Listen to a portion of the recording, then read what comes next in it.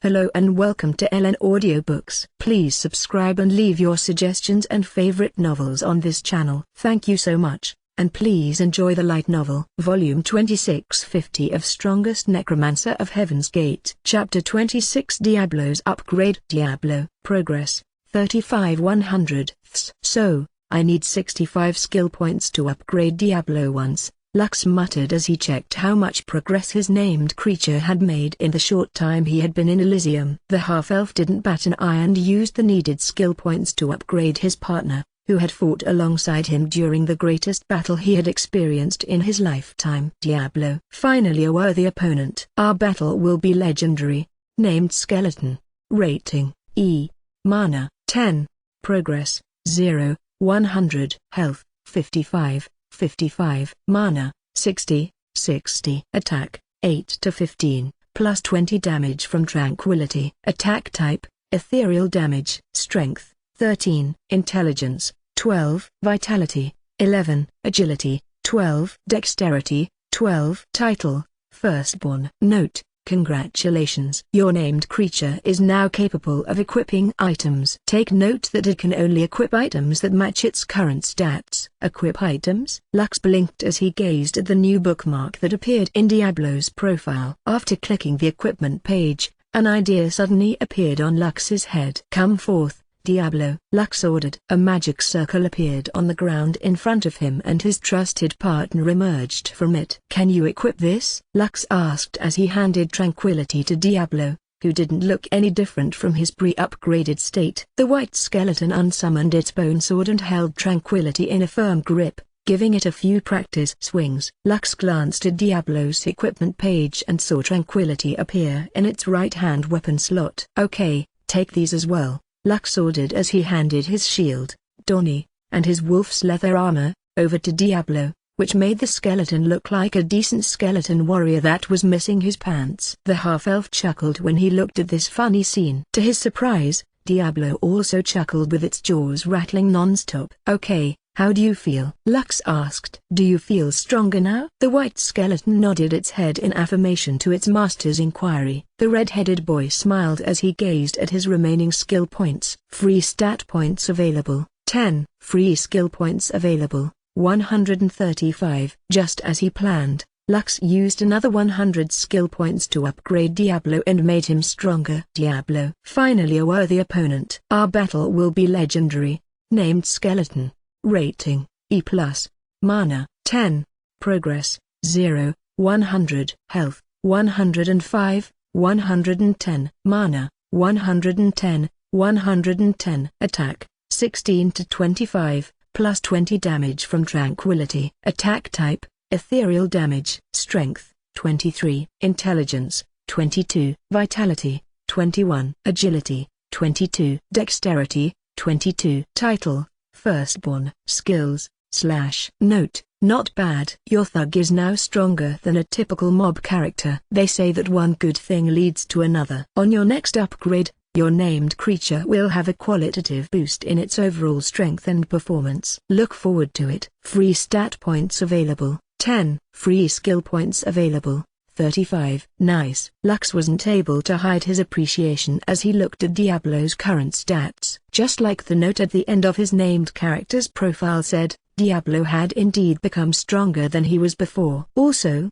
just based on stats alone, the white skeleton was even stronger than his master, Lux, who was looking at his partner with admiration. The other thing that made Lux happy was the information that Diablo would have a qualitative boost in his overall performance on his next upgrade. Partner, take care of me from now on, Lux said as he extended his hand for a handshake. Kekik, Diablo chuckled as he extended his hand to shake his master's hand. Lux was caught by surprise because although Diablo had shown signs that it was an intelligent creature, this was the first time that it had attempted to talk to him. Not only that, the white skeleton's thoughts were clearer now compared to how they were in the past. The half-elf could now understand it, even though it was not speaking any formal language. Amazing. You are amazing, Diablo. Kekik. A few minutes later, Lux unsummoned Diablo and stared at the 3 blue beast cores in front of him.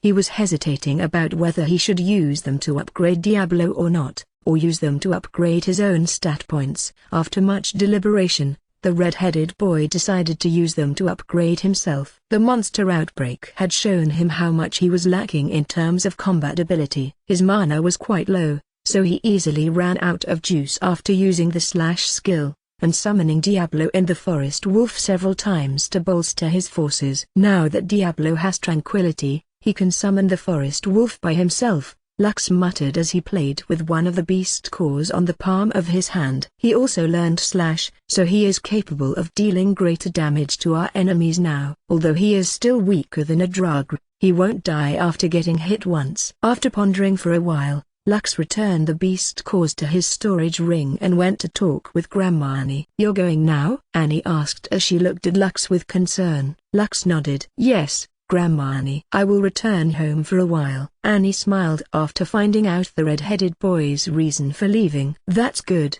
Annie replied. "Let your loved ones know that you are safe. You can always return here whenever you want. My house is always open for you." "Thank you Grandma Annie for your care and hospitality. I'll be going now." "Have a safe trip." As Lux walked the streets of Leaf Village, he genuinely felt the sadness of the people living in it. Just like Elyon had said, there were no NPCs in Elysium. In short, the people here were no different from him. All of them were alive and knew how to feel happiness, sadness, anger, and helplessness. But, aside from the sadness, Lux also noticed something had changed in the hearts of people around him. They no longer looked at him with a guarded expression. Some of them even went out of their way to give him a brief nod of acknowledgement as he passed through them. The villagers heard how the half-elf had fought tooth and nail to defend their village from the monster outbreak. They no longer treated him as an outsider, and had acknowledged his presence among them. For some reason, this made Lux feel warm, and made his eyes water a bit. Although he didn't want to admit it, he had been starving for recognition all his life. Recognition from the people in Wildguard's stronghold. Recognition from his grandmother Vera. And recognition from the world he was living in. Now that he had finally taken a step into the world of Elysium, he understood more than ever how precious life was. Because of this, he wanted to return home to see his grandma and feel the warmth of having a family, all over again. Chapter 27 Vera's Equipment Collection. "I'm back," Lux said softly as he reappeared inside the training room of their residence.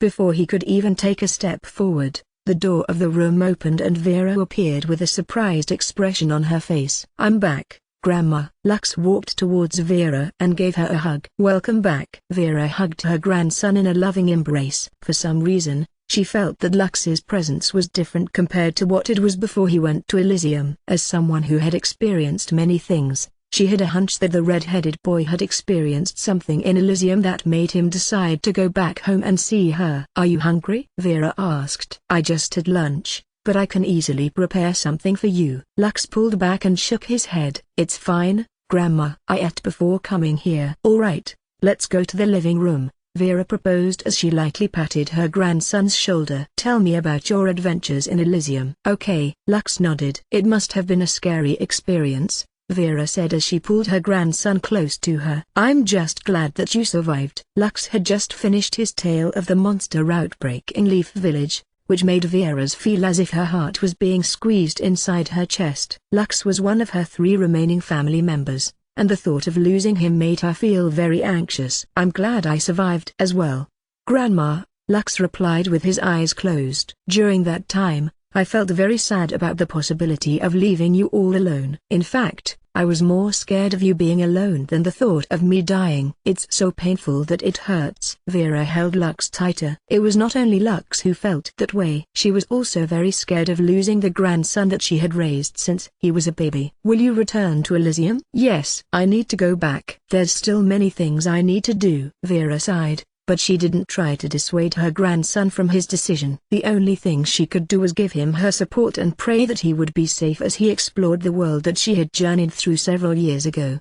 "Is there anything that I can help you with?" Vera asked. "As long as I have it, I will give it to you." Lux nodded. "Grandma, I need weapons, armor, and other equipment." "How about beast cores?" Vera asked. "I have some as well." Grandma, don't the rules of Wildguard Stronghold state that giving beast cores to beginners is not allowed?" Lux asked. Gerald, the guardian of Wildguard Stronghold, had made a rule that the adults couldn't spoil their children and give them beast cores to increase their stats at an early stage. He believed that this kind of practice would only prevent the children from striving to reach a higher rank. If they could jump tiers at the get-go, then they would not develop the proper mindset of warriors who had undergone the baptism of blood. It was similar to the spoiled second-rich generations, who enjoyed their current status due to their parents' achievements and hard work. Gerald wanted to have a strong community. He had no use for useless people with high stats who would only serve as cannon fodder when the real fighting began. Vera frowned because she understood what Lux was trying to say. However, she cared about the survival of her grandson, so she decided to reach a compromise with him. "I will only give you 4 rank 1 beast cores," Vera replied. "Don't worry, having that many isn't a big deal." Gerald's rules are to remind the adults to not spoil their kids too much. "I'm sure that he will not raise a fuss if I give you 4 low-grade beast cores." Lux pondered for a bit before reluctantly nodding his head. He thought that it was indeed not a big deal if he had 4 low-grade beast cores. Besides, he was also itching to raise Diablo's strength to the next level. "Good. Now, let's talk about equipment," Vera said. "Let's go back to the training area. The living room is not big enough to unload the items I want to give to you." Lux was very keen to see what items his grandma had prepared for him. Gerald didn't forbid the adults from giving their children equipment to be used in Elysium. His reasoning behind this was very simple. Certain requirements must be met before certain types of equipment could be equipped. Take Lux's shield for example. Dawny needed 10 points to strength before it could be used. 12-year-olds weren't that strong at the beginning. It would take them a while to level up and gain the strength necessary to equip the weapons, armor, and other artifacts that their parents had prepared for them. Also, these things could also be obtained in Elysium, so Gerald didn't see any problem in letting the kids have them. Since that was the case, the adults had an unwritten agreement that supplying their children with equipment was allowed, as long as they didn't blatantly announce it to the world. Lux's eyes widened in shock at the sheer number of equipment that Vera presented to him. Truthfully, Vera was only planning to give them to Lux if her grandson asked for her help.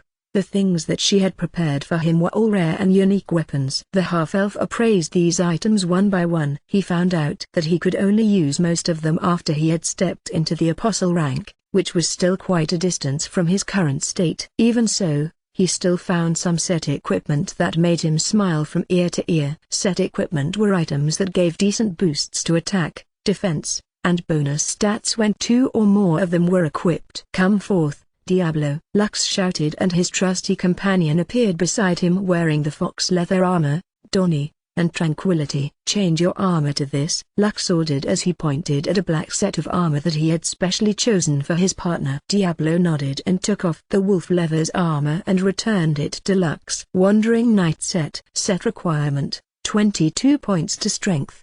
Wandering Knight Greaves. Plus 15 defense. Wandering Knight Tassets. Plus 15 defense.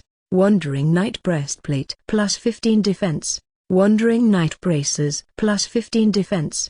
Wandering Knight Helmet. Plus 15 defense. Wandering Knight Set bonus, 2 pieces of equipment. Plus 1 to strength. 3 pieces of equipment. Plus 2 to vitality. 4 pieces of equipment. Plus 2 to dexterity. 5 pieces of equipment. Plus 50 health points. Plus 25 all elemental resistance. Plus 2 to agility. 20% damage reduction from physical attacks. Diablo had a complete makeover after putting on a black set of armor. His glowing red eyes could be seen through the helmet's eye slits, which gave him a very intimidating presence. It would have been perfect if his sword and shield were black as well, Lux muttered as he rubbed his chin in contemplation. Still, this will have to do for now. Diablo. Health, 165, 165. Mana, 110, 110. Attack, 18 to 27, plus 20 damage from Tranquility. Attack type, ethereal damage. Strength, 23, plus 1. Intelligence, 22. Vitality, 21, plus 2. Agility, 22, plus 2. Dexterity, 22, plus 2.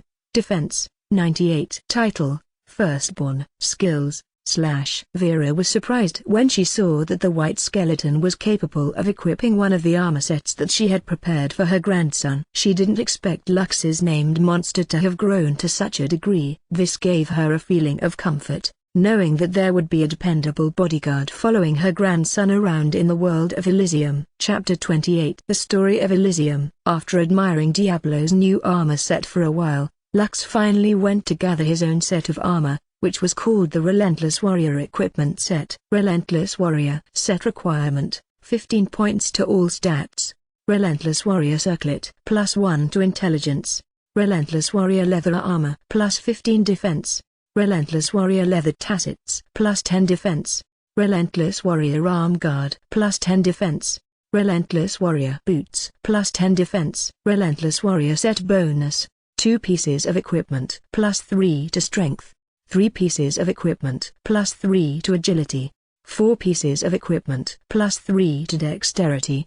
5 pieces of equipment +150 health points +40 defense +10 all elemental resistance. 10% damage reduction from physical attacks. Lux still didn't meet the requirements for this armor set, but with the help of the 7 beast cores in his possession, he was certain that he would be able to equip this set without any problem. For the record, equipment sets were not easy to get. They could only be farmed in certain dungeons in Elysium that required a party of 6 or more to complete. Thank you, Grandma, Lux said after storing the Relentless Warrior set in his storage ring. You're welcome, said Vera as she returned the other items into her storage ring. Several of the items in her possessions had very high requirements. The only reason why she had shown them to Lux was to tell her grandson that these items were available to him at any time. Lux understood his grandma's gesture and was very happy inside his heart. Although some of the items he had seen would require him to reach the apostle grade, knowing that they were there made a difference. Grandma, you entered Elysium when you were young, right? Yes. Can you tell me what your starting village was like? Lux inquired. Did it also have monster outbreaks? Vera smiled as she made a gesture to Lux to follow her. 15 minutes later, the grandma and grandson pair drank tea as they stared at the garden of their residence. Before I tell you the tale of my younger days, let me tell you first how Elysium appeared, Vera said as she stared at the distance, relieving the memories of the past that appeared inside her head. The 100-Year War had just ended in Solis at that time, and the geography of this entire world had been changed forever. The living areas where people could live had decreased greatly. If you were to leave this territory, the only things you would see are wastelands. Much of the land has been changed so no plants can grow, no water can be found, and no animal can stay for long due to poisonous fumes that erupt from the ground from time to time. In order to prevent the loss of more lives and lands, all the ruling nations came to an agreement. They agreed that no more large-scale wars would be waged on the surface of Solis. In order to make this pact binding, they begged the gods that had chosen to abandon this world to grant them this last wish, perhaps due to pity, or perhaps because they truly wished to cut all connections to this world. The gods agreed. Since then, a universal law has enveloped this world to prevent large-scale wars from happening again. Right now, the only points of conflict are border issues, but most of the time only small skirmishes happen. No one dares to violate the rule, because they won't be able to bear the consequences of their actions. Vera drank her tea before continuing her tale. Several years passed, and everyone had been living their lives peacefully when they suddenly heard a voice filled with power reverberate across the heavens, Vera said as she looked at her reflection on the tea's surface. The voice said, "The world is dying, but the way to save it can be found in Elysium." Suddenly, teleportation gates appeared in several places around the world that allowed anyone to gain access to Elysium, and the Wildguard stronghold was built to monopolize one of those passageways. Because of this, it became the overlord of this territory. The villages and towns surrounding us send their children here in the hopes that they will be allowed entry into this unknown world that holds infinite possibilities. Lux, who was listening quietly on the side, frowned. He had grown up within the walls of the stronghold, and had seen these children travel to their keep in order to pay tribute and get access to the teleportation gate that led to Elysium. "Grandma, I've never thought of this before. But am I considered lucky?" Lux asked. "All I need to do is pass the trial and I can enter Elysium. Others need to pay a fee before they can enter the teleportation gate." "Could it be that I didn't notice how privileged I've been all these years?" Vera chuckled. "Well, it was very rare for you to leave the walls of the stronghold, so you were not aware of the situation outside. In a way, you are indeed privileged. You don't need to worry about paying fees, and meeting strict requirements to enter Elysium. The other villages and towns in our domain also pay taxes to us on a quarterly basis. But, in return for these offerings, the stronghold is obligated to protect them from all forms of aggression, including the beast tides that happen every 3 to 5 years. The role we play is similar to the stronghold of Noria that protects Leaf Village. Lux nodded his head in understanding. Then, the kids of the other villages who enter Elysium, what becomes of them? They will randomly appear in one of the 4 villages that our faction belongs to in the Navarre Empire, Vera answered. When we arrived at Elysium, there were already ruling families governing the territories we were teleported to. Some of us decided to build our own strongholds, so that we could gain a foothold in that world. Others decided to form strong connections with the ruling families, and earned enough merits to be bestowed noble title, which allowed them to gain lands. The founder of Wildguard Stronghold chose the second option and did his best to gain enough merits until he could be granted the title of a Viscount. This was how our faction was able to have our own domain in Elysium. It has grown since then. However, unlike the Leaf Village, our side doesn't have to worry about monster outbreaks. Lux nodded in understanding. Grandma, what happens if the kids from our domain become rankers? How does the stronghold treat them? Good question. Vera nodded her head in appreciation for her grandson's curiosity. As you already know, rankers are special cases. They are known to be powerhouses, so they are treated in a way deserving of their rank. However, being a ranker doesn't make your life any easier. You are almost always going out on missions for the kingdom, empire, or dynasty that you belong to. Lux, you already know this. But Elysium is not a peaceful place. Wars are no longer possible in Solis, but in Elysium it is a very common thing. Battles between parties, gangs, clans, factions, and guilds happen on a daily basis. It's as if people have forgotten our true reason for going to Elysium, and that is to find a way to save our world. I'm afraid that with the way things are going, everyone in Solis will just choose to migrate to Elysium, and abandon this ruined world for good. Vera chuckled as she looked at her grandson who had a troubled look on his face. Child, this matter is not something that you should think about, Vera said in a teasing tone. This is for the adults to worry about. As for you, just focus on getting stronger. Right now, a rank 1 monster can kill you with a single slap. You don't have the qualifications to affect the bigger picture. Lux looked at his grandma with a complicated expression on his face. He had a feeling that Vera would only laugh at him, if he told her that his purpose for coming into this world was to help save it. However, at the end of the day his grandma was right. Someone who would die from a single slap of a rank 1 monster didn't really have the qualifications to make an impact on a world that was on the verge of collapse. Chapter 29. Colette's older sister. Big sister, you should really meet Big Brother Lux, Colette said with a smile. Although he is a half-elf, he is as brave as a dwarf. Both of you are of the same age, and he is also very good-looking. A charming young lady with long blonde hair, tied in a ponytail, smiled back at her little sister, who had been chattering non-stop about the half-elf she had met in Leaf Village. Colette's older sister looked like a doll that was made to perfection. But, unlike the adorable Colette, her sister's charm was like a flower that was about to bloom. Her name was Aina, and she was recognized as one of the top prodigies in the Dwarven Kingdom of Gwaliven, as well as the Dwarven Empire of Avarith in Solis. This is the first time that I've heard of a half-elf, or any other race for that matter, appearing in the beginner's village. In the Dwarven lands of Elysium, Aina said with undisguised interest. So, what is he like? Is he strong? Colette shook her head. He's not that strong, but he is very cool. During the battle, he prioritized saving dwarves and transporting the injured to the treatment area, at the far end of the village, away from the fighting. Aina sipped the tea in her cup as she eyed her sister. Maybe he's just scared of fighting, so he prioritized taking the injured as an excuse to not get killed. Big Brother isn't like that. Colette pouted. If he's afraid of fighting, he wouldn't have faced 3 drugs to let us escape. Those are 3 rank 1 monsters. If Big Brother didn't block them, I might have also died. You know? I'm sorry, Aina apologized after seeing her sister's teary-eyed face. He is indeed not a coward. He is a very brave person. Yes, he is a very brave person. I already told father that he saved my life, and he agreed to give him 10 rank 2 beast cores as a thank you gift. Father sure is generous. Yes, Aina smiled. She could already understand what her father was thinking. If her guess was right, Her father was indeed very thankful to the half-elf for saving her sister's life. However, gifting the young generation was akin to spoiling them and making their lives easier. This would give them a fake sense of security, seeing that their stat points would drastically increase due to the power of the beast cores. But, at the end of the day, even if they suddenly gained an increase in overall stats, there were still many dangers in Elysium that could end their lives if they weren't careful. Father's purpose is to let Lux graduate from the beginner's village, so that Colette would no longer be able to meet up with him again, Aina thought. I guess this is not a bad thing. Once he steps into the intermediate area, I will be able to see this big brother that Colette is so proud of.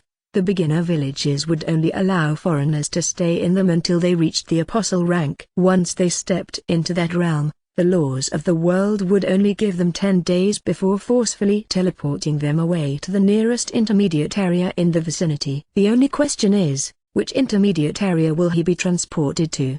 Aina frowned. The Dwarven Kingdom of Gwalivan had over 20 intermediate towns for apostles, and 5 cities, including the capital city, Eremwin, where the rankers of the realm stayed. Although 20 towns might seem like a small number, they were several miles apart from each other. Aina had only registered in 3 towns so far, which meant that she could teleport to these 3 towns whenever she liked. If Lux were to appear in any of the towns that she had visited before, she could personally thank the half-elf for saving her sister. 10 rank 2 beast cores would be enough to give him at least 100 stats points, Aina calculated in her head. This meant that he would just need 100 more in order to reach the limit of the beginner's village. If he's talented enough, it would only take him 2 months before he reached the apostle rank. Aina was using her knowledge about gaining experience from monster kills and leveling up in order to gain stat points. What she was not aware of was that Lux didn't need to level up, and could directly earn points by finishing his quests.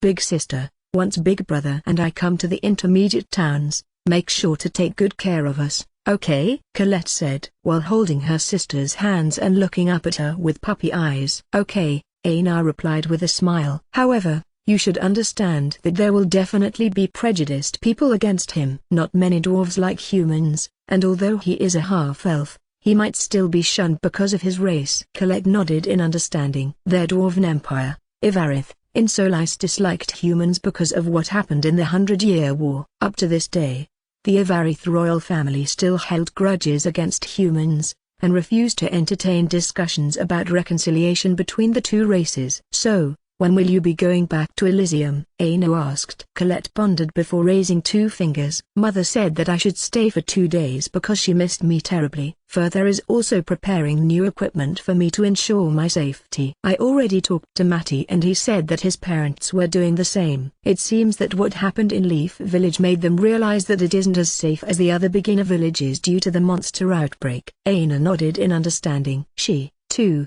was surprised when she heard that a monster outbreak had happened in a beginner's village. Although this was not the first time something like this had happened, it was still something that the adults didn't want to hear. After all, if their children were to appear in Leaf Village at the wrong time, then they might also come face to face with a monster outbreak, which would lead them to an untimely demise. Father issued a decree ordering parents to educate their children about the dangers of Leaf Village. Aina stated. If they were to encounter a monster outbreak, all of them were ordered to flee the village, or hide in the underground shelter until the reinforcements from Noria arrive. Should I do that as well?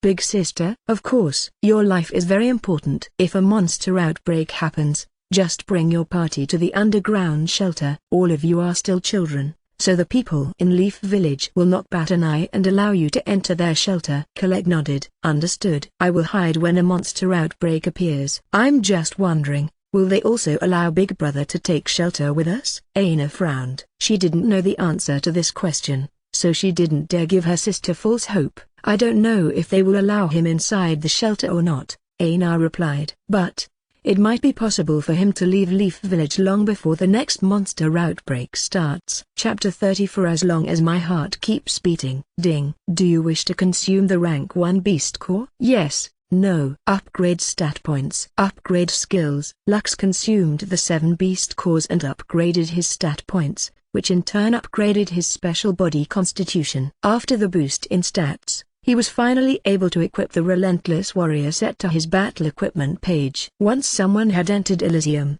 Their clothes inventory would be divided into two categories. The first category was fashion and the other was battle. As the name suggested, the fashion inventory would mostly store normal clothes, while the battle inventory would mostly store armors that people wore when they went to battle. Lux could easily swap between two sets depending on the situation. While other people liked to display their amazing armor for everyone to see, the half-elf didn't feel comfortable wearing it outside of battle. After allocating his points, Lux felt more confident about returning to Elysium and challenging the locations around Leaf Village. Name: Lux von Kaiser. Age: 16. Race: half-elf. Rank: none. Health: 225, 225. Mana: 105, 105. Strength: 20, +3. Intelligence: 20, +1. Vitality: 15. Agility: 17 +3. Dexterity: 15, +3. Defense: 100. Special abilities: Skill Evolution, X. Skills: Power Shot, / Dark Arrow. Immortal Conqueror's Legacy. Rating: F. Progress: 96/100. Conquest is not all about claiming lands and expanding your domain. True conquest is conquering the hearts of people. Once you gain their loyalty, the path to dominion will open its doors for you. Abilities: none. Note: upgrading your special constitution will allow you to unlock its abilities. Dark Arrow. 2 mana.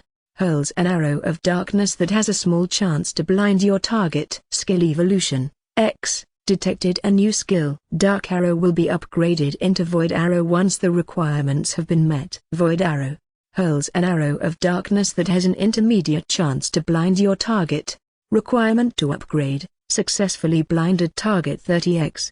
Progress: 0, 30. Lux was quite happy to receive the Dark Arrow skill from the beast cause that he had received from his grandma. According to Vera, the beast cause came from the rank 1 monster called Nightshade Crow. This crow only hunted at night, and it was notorious for preying on the beginners who happened to step into its hunting grounds. Although the skills and the upgrade he received were good, there was still something that troubled the red-headed boy the most. Lux could feel his liver itching when he saw that his Immortal Conqueror's Legacy only needed 4 more points before it could complete its first upgrade. He was very curious about what kind of abilities it would unlock after it reached 100%. Because of this, Lux was hesitating whether or not he should ask his grandma for 1 more beast core in order to complete his upgrade. Vera could see his dilemma, but she only gave him a smile. She understood that look on her grandson's face, but she didn't want to spoil him too much. Lux, I believe in you, Vera said as she patted her grandson's shoulder. I look forward to the day when you're able to surpass me. Lux smiled and nodded his head. I'm also hoping for that day to come,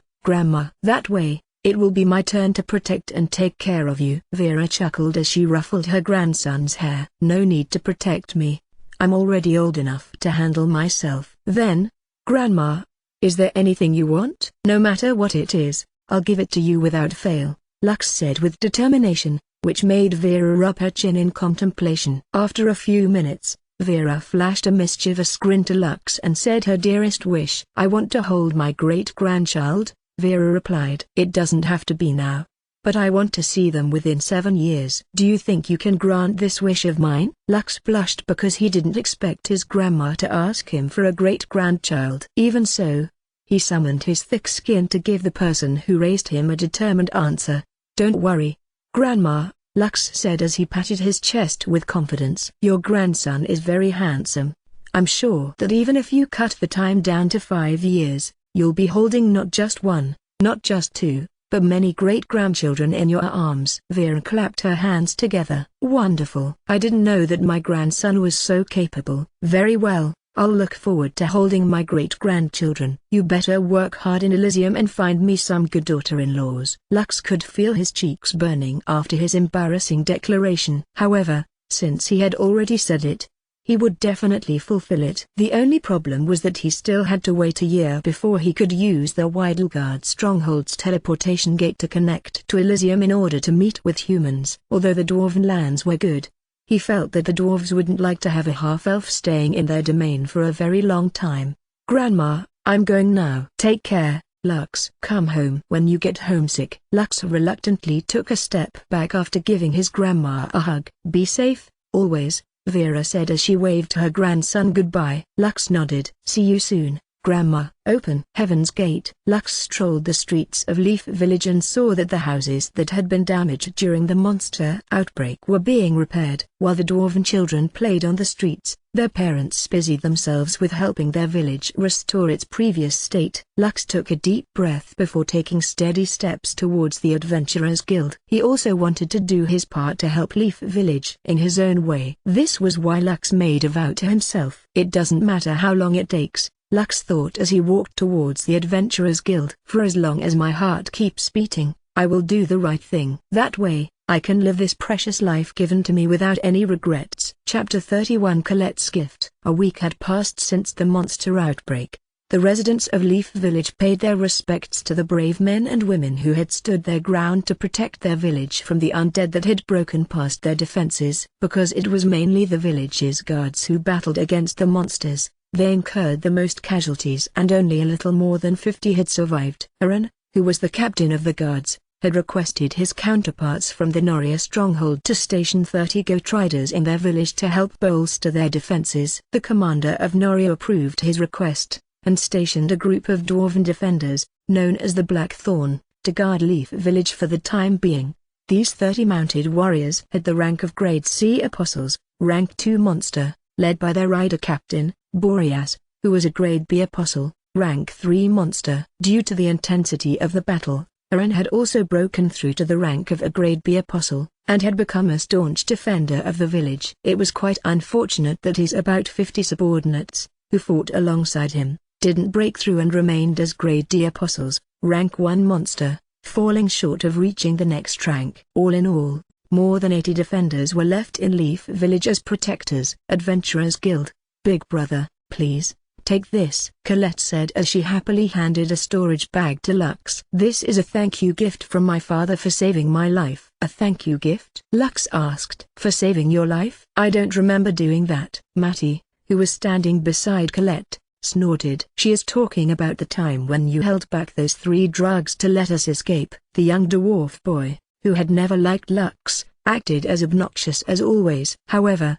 although his words sounded a bit rude, it no longer contained the contempt it originally had when the two of them met for the first time. In his own way, Matty had recognized Lux's bravery, and no longer treated him with disdain. Lux accepted the storage bag and checked its contents. The red-headed boy almost dropped the bag given to him when he saw the 10 beast claws that were the size of tennis balls. I can't take this. Lux tried to return the storage bag to Colette's hand, but the little girl ran behind Matty and stuck her tongue out at the half-elf, who wanted to return her gift. Just take it already, Matty shouted. He wanted to impress Colette, so he took a firm stance and prevented Lux from returning the storage bag to Colette. Are you really a man? If you don't like her gift, then give it to me. I'll use it myself. What do you mean you'll use it yourself? That's for Big Brother. Colette glared at Matty, which made the dwarf boy blush, because he found her glare very adorable. Colette then placed her hands on her hips and then turned her head to look up at Lux, who was struggling to keep himself from chuckling over Matty's submissive attitude. Big Brother, if you really feel bad about it, you can just help us with our dungeon expedition later. Colette tried to butter Lux up, so he would no longer think of returning her gift. Having a strong person join our party will definitely help us clear the dungeon. Dungeon expedition? Lux frowned. Are you talking about raiding the Bronze Crypt? There was only one dungeon in the beginner's area and it was the Bronze Crypt located in the south zone of Leaf Village. This was also where the undead swarm had broken out from not long ago. It made Lux wonder if it was a good idea to challenge it right now. Duh. There is only one dungeon here in the village. Matty once again found his courage and decided to vent his frustration on the person whom he had labeled as his rival. What? Don't tell me you developed a trauma against the undead? Thinking that Lux might have really developed a trauma after the monster outbreak, Colette tried to assure him that their dungeon expedition would be conducted in a safe manner.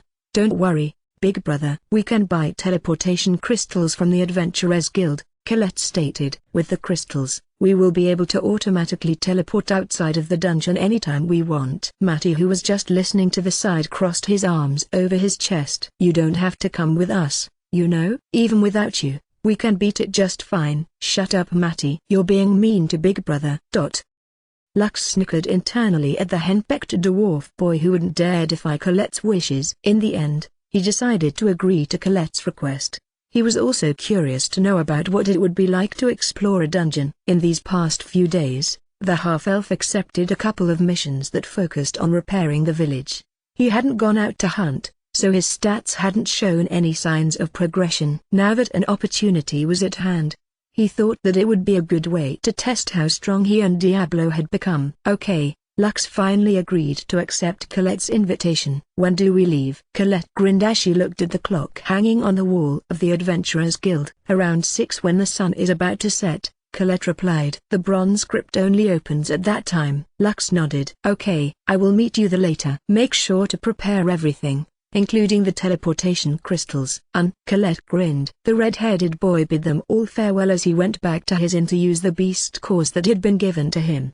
He was certain that the beast cores Colette gifted him were none other than cores that were looted from rank 2 monsters, which made him a bit excited. After closing the door of his room, Lux immediately took one of the cores from the storage bag and then walked towards the bed. These are indeed rank 2 beast cores, Lux muttered as he sat on top of the bed. Now, let's see how many points I get by consuming one. Ding. Do you wish to consume the rank 2 beast core? Yes, no. Lux clicked yes and chose upgrade stat points from the next batch of options. Immediately, rows of text appeared in front of him, which made him grin. Obtain 10 free stats points. Obtain 10 body constitution points. So, rank 2 beast cores will give me 10 free stat points, Lux muttered as he rubbed his chin. It's quite unfortunate that I haven't learned any new skills and my body constitution points remain the same. The half-elf didn't know from which monsters the beast cores were taken from, so he could only sigh in regret for not being able to acquire more skills to add to his arsenal. Now,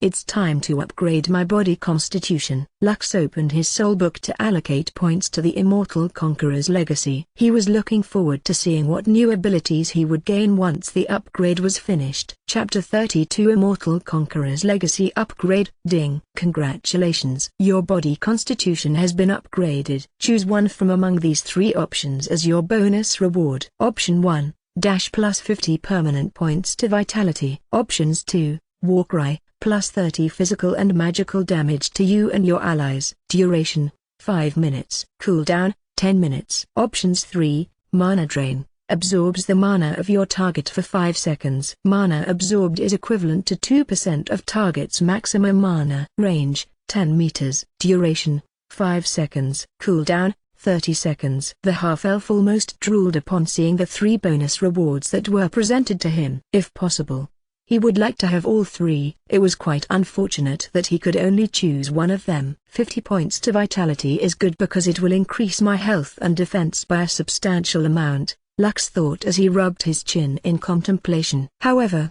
I am leaning more towards the Warcry and Mana Drain skills. Since Lux had learned Necromancy, Warcry would provide an excellent boost to his summons, increasing their damage. Mana Drain, on the other hand, would allow him to drain his target's mana, allowing him to have an unlimited supply of energy to cast spells. For classes and professions that relied heavily on active skills and spells, this was an ability that they couldn't afford to pass up. The half-elf kept on scratching his head because both Warcry and Mana Drain were very important to him. I wonder if the same options will appear again as I continue to upgrade my body constitution, Lux mused. This is really a hard choice to make, but if I have to choose one over the other then I'll choose Mana Drain. During the monster outbreak, Lux had been very depressed by his very low mana pool. If he'd had more mana, he would have been able to continuously use his slash skill, and summon Diablo and the Forest Wolf over and over again. Although he really wanted to choose Battle Cry, Mana Drain was more important to him right now. Skill Evolution, X. Detected a new skill. Since the skill is learned from your body constitution upgrade and not from a beast core, evolution requirements will be waived. Mana Drain, X. Absorb the mana of your target for 5 seconds. Mana absorbed is equivalent to 5% of target's maximum mana. Range, 10 meters. Duration, 5 seconds. Cooldown, 30 seconds. Immortal Conqueror's Legacy. Rating, F+.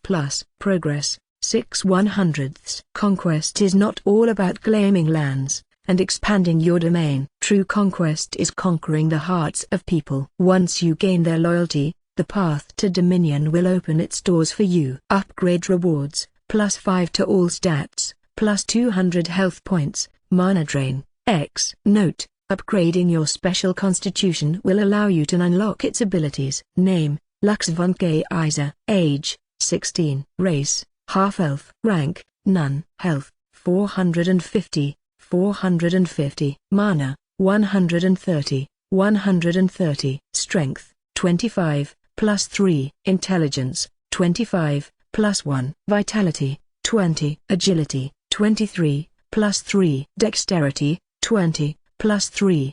Defense: 100. Free stat points available: 10. Special abilities: Skill Evolution, X. Mana Drain, X. Skills: Power Shot, / Dark Arrow. After looking at his soul book, Lux eyed the 9 remaining beast cores in his storage bag with determination. My combined stat points right now is 93, Lux muttered. If I convert all of the beast cores into stat points, I will have a total of 193 combined stat points. I'm only 7 points away from becoming an apostle. The half-elf didn't expect that he would be able to graduate from the beginner's village in less than a month after arriving at Elysium. Now he understood how important it was to have many resources, especially a good supply of beast cores, to instantly rise a person's stats to a very high degree. Lux was, of course, very happy with how things turned out, but he also understood that he hadn't achieved his current status by his own abilities alone. Even so, his goal hadn't changed. Once he decided on something, he would carry it out to the best of his abilities. After taking a deep breath to regain his composure, Lux took the beast cores out of the storage bag and consumed them one by one. There was still one more thing he had to do before meeting Colette in a few hours, and that was to visit the Adventurers Guild to choose a job class. Once a person had accumulated 100 combined stats, they would be eligible to pick a job class, which would give them a boost in overall strength. Not only that, they would also learn exclusive skills that belonged to their chosen profession. Lux was curious about what kind of job classes would become available to him when he visited the Adventurers Guild. His grandma Vera had told him that there were some hidden job classes that could be found in Elysium as well. These classes were extremely powerful, like the Dragon Rider class, which allowed them to tame dragons that could fight with them in battle. Just like everyone else, Lux also dreamed of having one of those hidden job classes. Most people said that they found these rare classes through fortuitous encounters, while others said they were bestowed upon them by masters who were looking for disciples to inherit their legacies. Lux sighed as he put aside these thoughts for the time being. He had finished consuming all of the beast cores, and prepared to leave his room to visit the Adventurers Guild. He had no intention of leaving Leaf Village anytime soon because he still needed to do a few things in order to prepare for the goal he had in mind. As long as this goal was achieved, he could leave Leaf Village with a clear conscience. Lux decided to pave his own path in the world of Elysium, regardless of what people thought of him. As long as his grandma Vera, Max, and Ariel believed in him, then he could walk the rough and winding road with his head held high. Chapter 33: Lux's Job Class, Part 1. A job class change? Certainly, the guild receptionist said with a smile. Please follow me, Lux. We need to go to the back of the guild where the shrine is. Thank you, Miss Amelia, Lux replied. After walking for a few minutes, Amelia led Lux to a small shrine where a white crystal ball the size of a basketball ball was placed on a pedestal. On their short walk towards their destination, the guild receptionist gave Lux some tips when it came to choosing a job class. Lux had already asked his grandma about changing professions in Elysium, so he already knew most of what Amelia was telling him. Even so, he appreciated the gesture because it meant that the receptionist cared for his well-being. Just place your hand on the crystal ball, Lux, Amelia said. Make sure to think carefully before you choose your profession. Lux nodded. I will. Thank you, Miss Amelia. After taking a deep breath, Lux placed his palm over the crystal ball. A few seconds later, it glowed and a projection appeared in front of him. Name: Lux von Kaiser. Age: 16. Race: half-elf. Rank: none. Compatible job classes: Swordsman, Magic Knight, Rare. Magician - Battle Mage, Rare. Summoner, Unique. Necromancer, Hidden class. Lux blinked once then twice after seeing the job class options that were available to him. He had already expected the Necromancer class to appear in his choices, but he didn't expect that it was categorized as hidden class. In Elysium, there were several classes that people could choose from. They are further divided into different types. The first type was the basic job classes, which were available to everyone. Examples of the basic job classes were swordsman, thief, brawler, magician, archer, fighter, and healer. Then there were the red job classes. These classes were usually a hybrid of the basic job classes. If a person was good in swordsmanship and capable of wielding magic, then he could become a magic knight. Same with magicians who preferred to learn both close combat and magic spells. The option to become a battle mage would be allowed to them. As for unique classes, these were professions that were relatively hard to find. Just like the hidden class, unique classes could only be obtained through fortuitous encounters. These rare events, which would only happen out of the blue, usually blessed people to learn job classes that were not available to everyone. Hidden classes were similar to unique classes. Only lucky or very unlucky people could bump into professions that no one usually had access to. An example of this was Lux's Necromancer class. If he didn't acquire the Necromancy skill book during his Gacha pull, then there was no way that he would have access to the Summoner and Necromancer job classes from the get-go. Of course, there were instances when people stumbled upon these hidden classes as they journeyed through the world of Elysium. If this happened, they could visit the adventurers' guilds, temples, or shrines, to change their professions and start from scratch. Thankfully, however, only the skills of the previous job class would be erased from the person's soul book. Their stat points would remain the same. After thinking for a while, Lux finally decided on the Necromancer job class. Since he had already intended to strengthen Diablo, picking this choice would be the optimal choice for his future progress in Elysium. You have chosen the Necromancer job class. Is this your final answer? Yes, no. Lux chose yes. After making his choice, the crystal ball glowed and enveloped Lux in a white light. This only happened for a brief moment, and yet, Lux felt a new kind of power start to flow inside his body. Necromancer. Say hello to my little friends. The Necromancer specializes in the practice of black magic, which is sometimes called death magic, that allows them to communicate with and summon the dead. They are also capable of casting curses to weaken their enemies and allow their undead minions to deal them the final blow. You already have learned the necromancy skills for this job class. Calculating job class change bonus as compensation. Job class change bonus. 100% mana regeneration. Plus 500 to health. Plus 1 to all stats. Plus 1 to all summoning skills. Wow! Lux wasn't able to stop himself from voicing out his excitement after seeing the job class bonus that he received. Usually, people who changed their professions wouldn't get the same kind of bonus that Lux got. However, since he did not need to learn the necromancer skills, he was given a job class change bonus as compensation. Seeing Lux's expression, Amelia thought that he had been blessed by a red job class. She had witnessed this event happen many times in the past, so she just smiled and proceeded to do her job as the guild's receptionist. Have you already chosen a job class? Amelia asked. Lux nodded. Yes, Miss Amelia. Then, please, give me your guild card.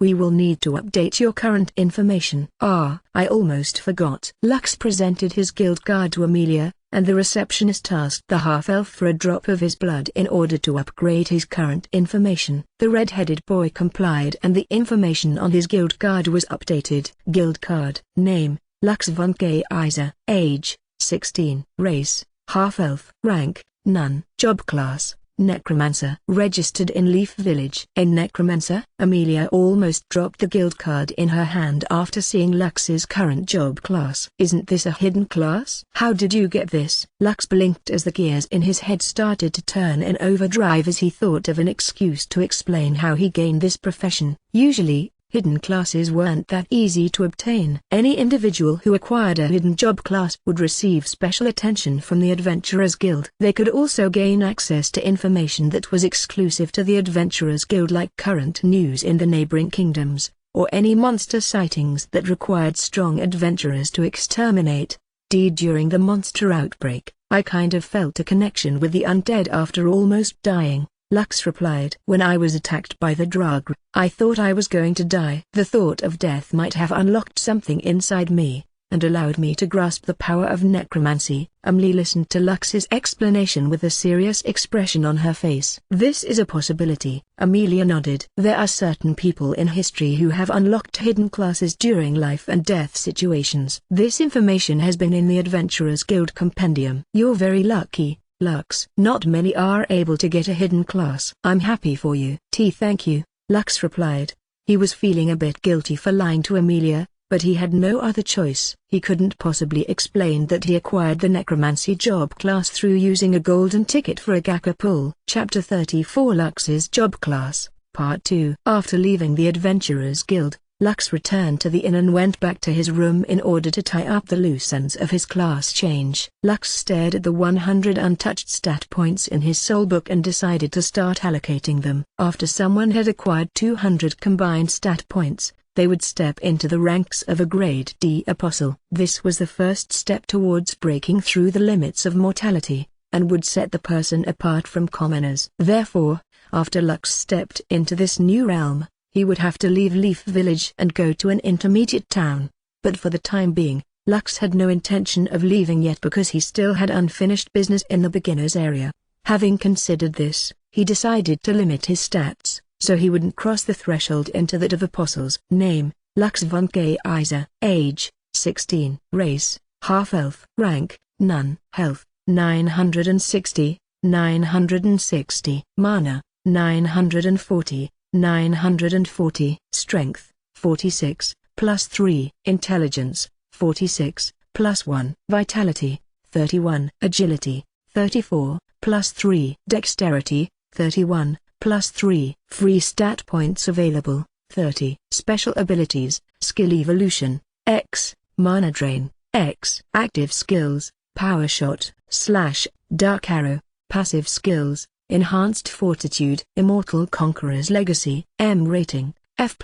Progress, 51/100ths. After limiting his stats, Lux was now only 12 points away from becoming an apostle. Although he had enough stats to do so, he decided to put them on hold until he was done upgrading all of his other skills to the limit of the beginner's area. His health points and mana had risen drastically after he changed his profession, which made him feel more secure in fighting against the monsters that had easily beaten him in the past. Just like the drug, his first skill, Summon Skeleton, that he acquired after he got +1 to all summoning skills, had also been upgraded. Choose which upgrade you wish to take. Option 1. Summon 2 skeletons to fight for you instead of 1. Option 2. Upgrade Summon Skeleton skill to Summon Skeleton Warrior. After experiencing the monster outbreak, Lux's mentality had also changed. Instead of quantity, he now focused on quality. Let's go with Summon Skeleton Warrior, Lux muttered as he clicked his choice. Summon Skeleton Warrior. Rating,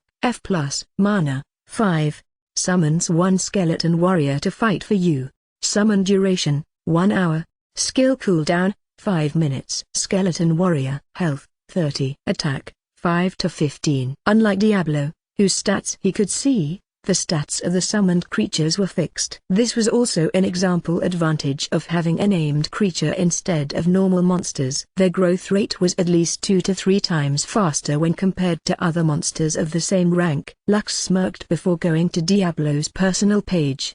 His named creature was also affected by the +1 to all summoning skills bonus that he received from his class change. He remembered the note telling him that Diablo would go through a qualitative change after he was upgraded again, so Lux happily checked to see if the changes had already been implemented on his named creature's status page. Diablo has reached the requirement for a job change. Please choose your named creature's job class wisely. Compatible job classes: Skeleton Barbarian.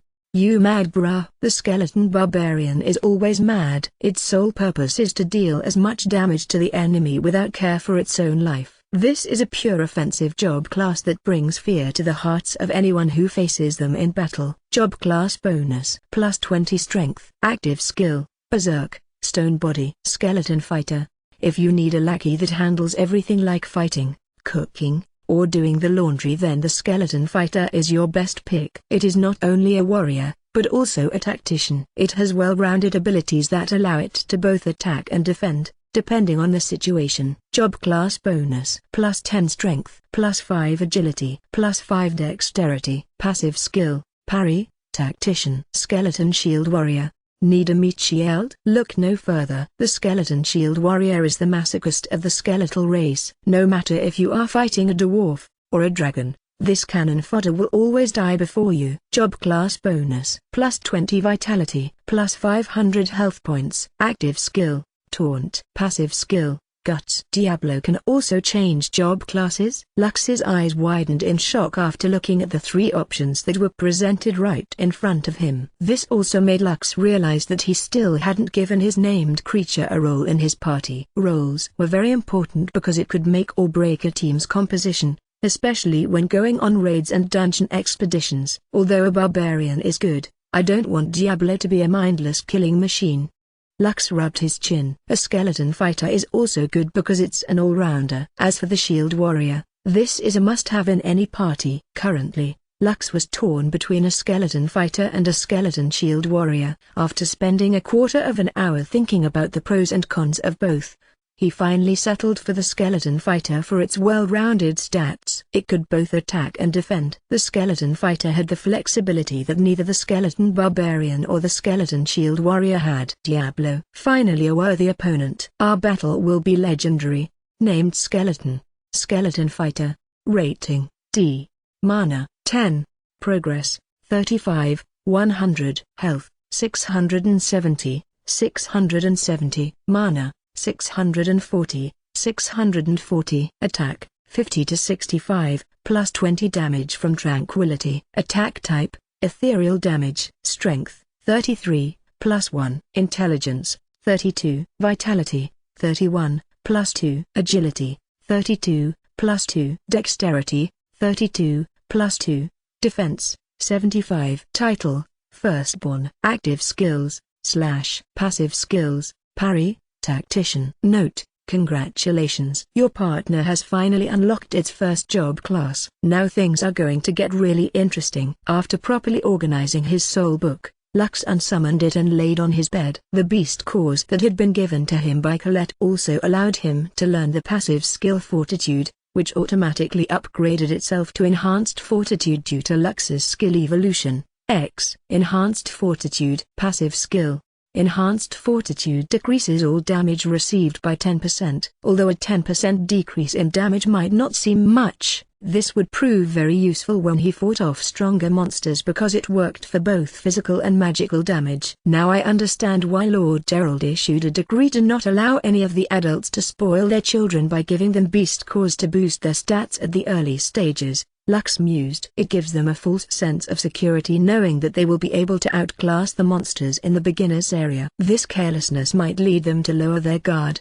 causing them to commit several mistakes because they thought that they were strong enough to handle anything the monsters throw at them. I better be careful with my mindset, or else I might suffer the same fate as those sons of noble families who fearlessly challenge the alpha monsters and field bosses due to their boosted stats. Lux glanced at the clock on the wall and decided to take a nap for a few hours before meeting Colette and the Mattie at the Bronze Crypt. This had been a very eventful day, and he needed to rest his mind in order to be ready for his first ever dungeon exploration. Chapter 35: Leaving a Legacy Behind. So, you're finally here, Mattie said in an annoyed expression. What took you so long? I've been waiting here for 20 minutes already. Sorry, I woke up a little late from my nap, Lux apologized. Where is Colette? After scanning the faces of the dwarves in front of him, he found that only the adorable little girl was missing. As if waiting for that cue, the sound of hurried footsteps was heard in the clearing. Sorry, everyone, Colette shouted as she ran towards her party members. I overslept. Did I make you guys wait for too long? Mattie smiled as he looked at the object of his affection.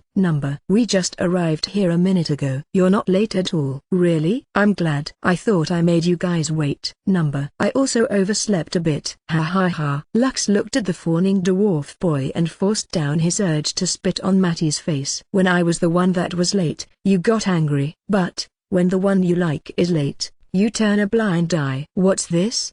Discrimination much? Double standards. Big brother. Did I make you wait for long? Colette shifted her attention to Lux and held his hand. Sorry. It won't happen again. I just arrived as well, Lux replied. Don't worry about it. This was the first time Lux would explore a dungeon with a party, so he didn't want to create a commotion and clash with Colette's friends. For now, he decided to turn a blind eye to Matty's behavior because he understood that the little dwarf was a simp. This is really like a game, Lux thought as a row of words appeared in front of him.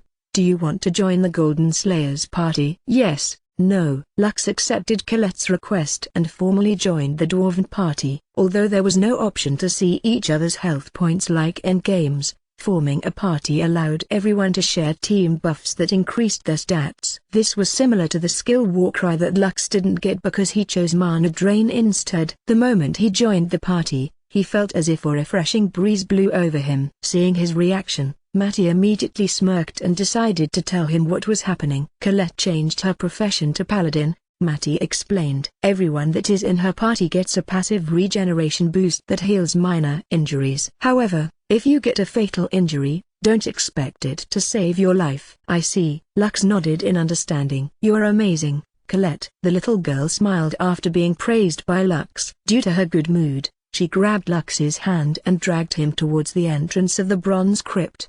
Big brother, take a look at this, Colette said as she pointed at a bronze slate located right beside the entrance of the cave. The names of the top 3 party that have cleared this dungeon in hell mode are all written here. The rankings are based on their individual performance. But usually, the party who clears the dungeon faster will get in the top 6 spots. I see. Lux glanced at the bronze slate and focused on the name that held the top spot. Aina van Goldenslayer. Wait, Goldenslayer? Isn't that the name of our party? Lux blinked once then twice before shifting his attention at the adorable little girl that was looking back at him with a big grin on her face. Aina van Goldenslayer is my big sister, Colette said with pride. Ever since she cleared the dungeon in hell mode with her party members, her records has never been broken for the past 4 years. Isn't my big sister amazing? She is amazing, Lux agreed. But we can be more amazing than her. How about we beat hell mode and put our names on this slate as well? Huh? Are you stupid? Matty, who suddenly appeared beside Colette, glared at Lux. Don't you know that the boss in hell mode is a rank 2 Berserker Barbarian Drag? If you want to die, you can go in there by yourself. We're just challenging the normal mode. The rules of dungeons in Elysium were different from the rules of the outside world. In Elysium, all dungeons had 2 modes: normal mode and hell mode. Hell mode was, of course, the hardest mode, but it also gave better rewards. However, it was very dangerous to choose this mode without proper preparation. Many parties had died for this reason. Fortunately, the penalty for dying inside a dungeon was more forgiving than dying in the open world. Those who died inside the dungeons in Elysium wouldn't really die. They would respawn in the nearest town. But as a penalty, a quarter of their status points would be taken away. After dying, they had no choice but to regain their deducted experience points or consume beast cores to recover these lost points. Even so, this was still a better outcome than challenging an unknown dungeon and dying in the process. Lux was just teasing Colette when he said that they should challenge hell mode and let their names be written on the bronze slate. The half-elf was aware that with his current strength, he would still need a bit more preparation before he could challenge the hell mode of the bronze crypt. I'm not saying that we should challenge it now, Lux replied to Matty. Before we leave Leaf Village, most of us will be in the apostle rank. That is the perfect time to challenge the hell mode difficulty. Are you sure you don't want to leave your mark here to be seen by future generations? Matty turned quiet after hearing Lux's words. Of course, he wanted to leave his name on the bronze slate, so others would know that he had once been here in the Leaf Village and had accomplished an amazing feat. That's right, Colette said as she gazed at her sister's name in the bronze slate. Before we leave this village, we should leave our mark here. Although I'm not confident that we can beat my big sister's record, taking second place is not impossible. The members of Colette's party also nodded their heads in agreement.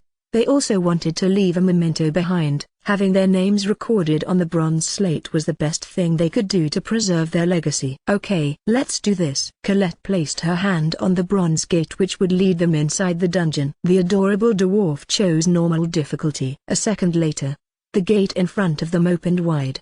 Please, listen to my orders once we're inside, Colette reminded everyone. Although this is just the normal difficulty, we might still be killed if we're not careful. Everyone, including Lux, nodded in agreement. Seeing that no one had any complaints, Colette led the way and everyone else followed behind her. Chapter 36 Overcoming Your Fears, Part 1. Summoned Skeleton Warrior. A grey skeleton with a horned helmet, wielding a bone sword and a shield appeared in front of Lux.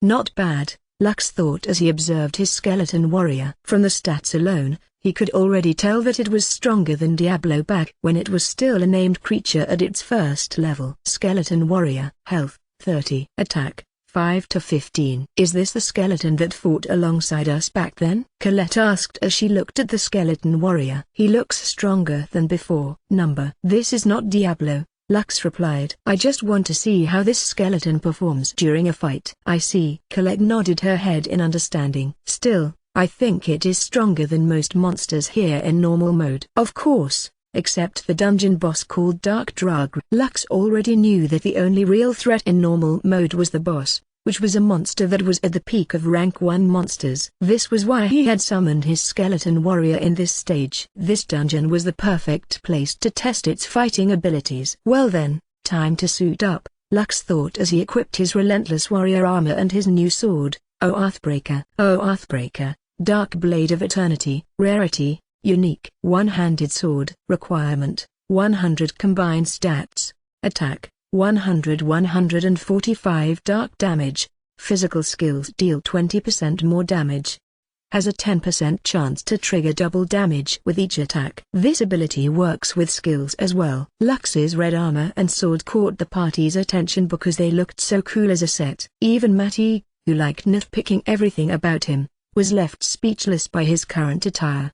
Big brother, you look so cool, Colette exclaimed as she looked at Lux with sparkling eyes. Where did you get that armor and sword? I'm pretty sure that this set can't be found here in Leaf Village. My grandma gave it to me. After hearing what happened during the monster outbreak, she thought that I needed equipment to protect myself in battle. Earlier, Lux had been wearing his wolf's leather armor, which was considered a fashionable set of armor. Since he had 2 interchangeable equipment slots, the half-elf decided to use the wolf's armor as his default fashion set to make others think that it was his only set of armor. This sword seems powerful. Matty eyed Lux's weapon with great interest. He was a dwarf weapon master, which was a rare class just like the paladin. It was normal for Matty to have a great interest in swords, so he had always been familiar with them. He could naturally feel that Lux's swords were quite extraordinary. Its name is Oathbreaker, Lux said with a smile. It's a good sword. Thank you. After finishing their short chat, everyone started to pull their focus back to their mission. Lux,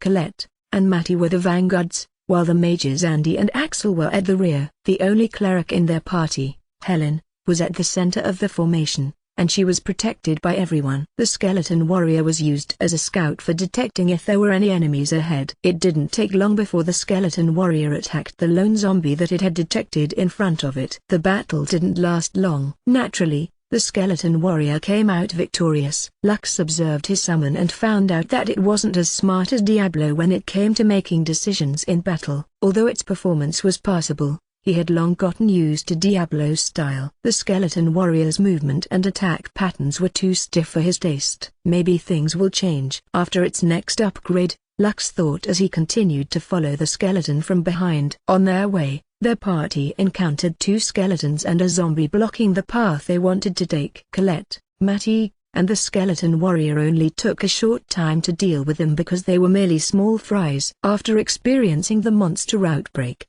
these low-level monsters were no longer a big deal to Colette's party. Just like Lux, their parents had given them beast cores to allow them to boost their stats and get their first job class. As a result, they had become stronger than they originally were during the attack on Leaf Village. Lux could somewhat understand what Colette and the others were doing. They were trying to prove that they were no longer the weak little children who had almost lost their lives in a battle that was way out of their league. People grow through adversity, Lux thought as he kept his stance to protect the mages and the cleric from any sudden attacks from their rear. Although everyone had a boost in their strength, none of them wanted to be too complacent during their very first dungeon expedition. An hour passed and, just as Lux expected, their party managed to reach the boss room without any hitch from the common undead. This is the real thing. Colette gazed at the door with determination. Everyone, Please prepare to battle. Our opponent is a monster that is only a step away from becoming a rank 2 monster. It is more powerful than the drugs we faced on the monster outbreak.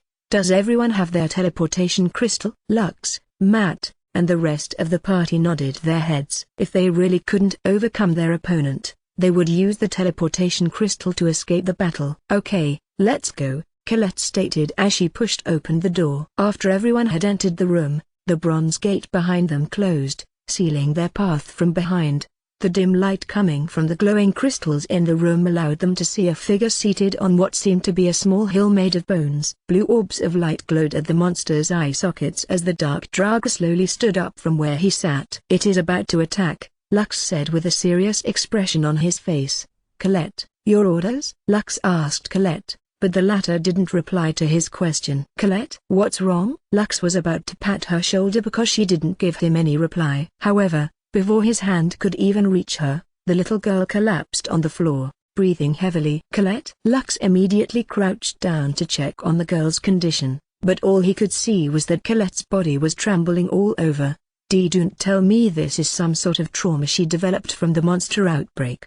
Lux shifted his attention to his other party members, and almost all of them were showing the same expressions as Colette. The dark drag released a ferocious howl and charged towards them, holding a black sword in each hand. Skeleton warrior, block him, Lux ordered. The skeleton warrior charged at the dark drag in an attempt to stop its charge, but as soon as the two undead warriors collided, the skeleton warrior shattered into pieces. The dark drag continued its charge towards the dwarves with no intention of showing any mercy. SSHT, Lux cursed out loud as he grabbed Colette from the ground and carried her towards the bronze gate. Matty, Andy, Axel, Helen. Use your teleportation crystals now. Matty breathed heavily as sweat streamed down his forehead. His body shuddered uncontrollably as he forced himself to move, but the drag's intimidating presence froze him in place. Andy, Axel, and Helen weren't faring any better. Lux had forgotten that these dwarves were just 12-year-old children. Although they had already changed their professions and became stronger,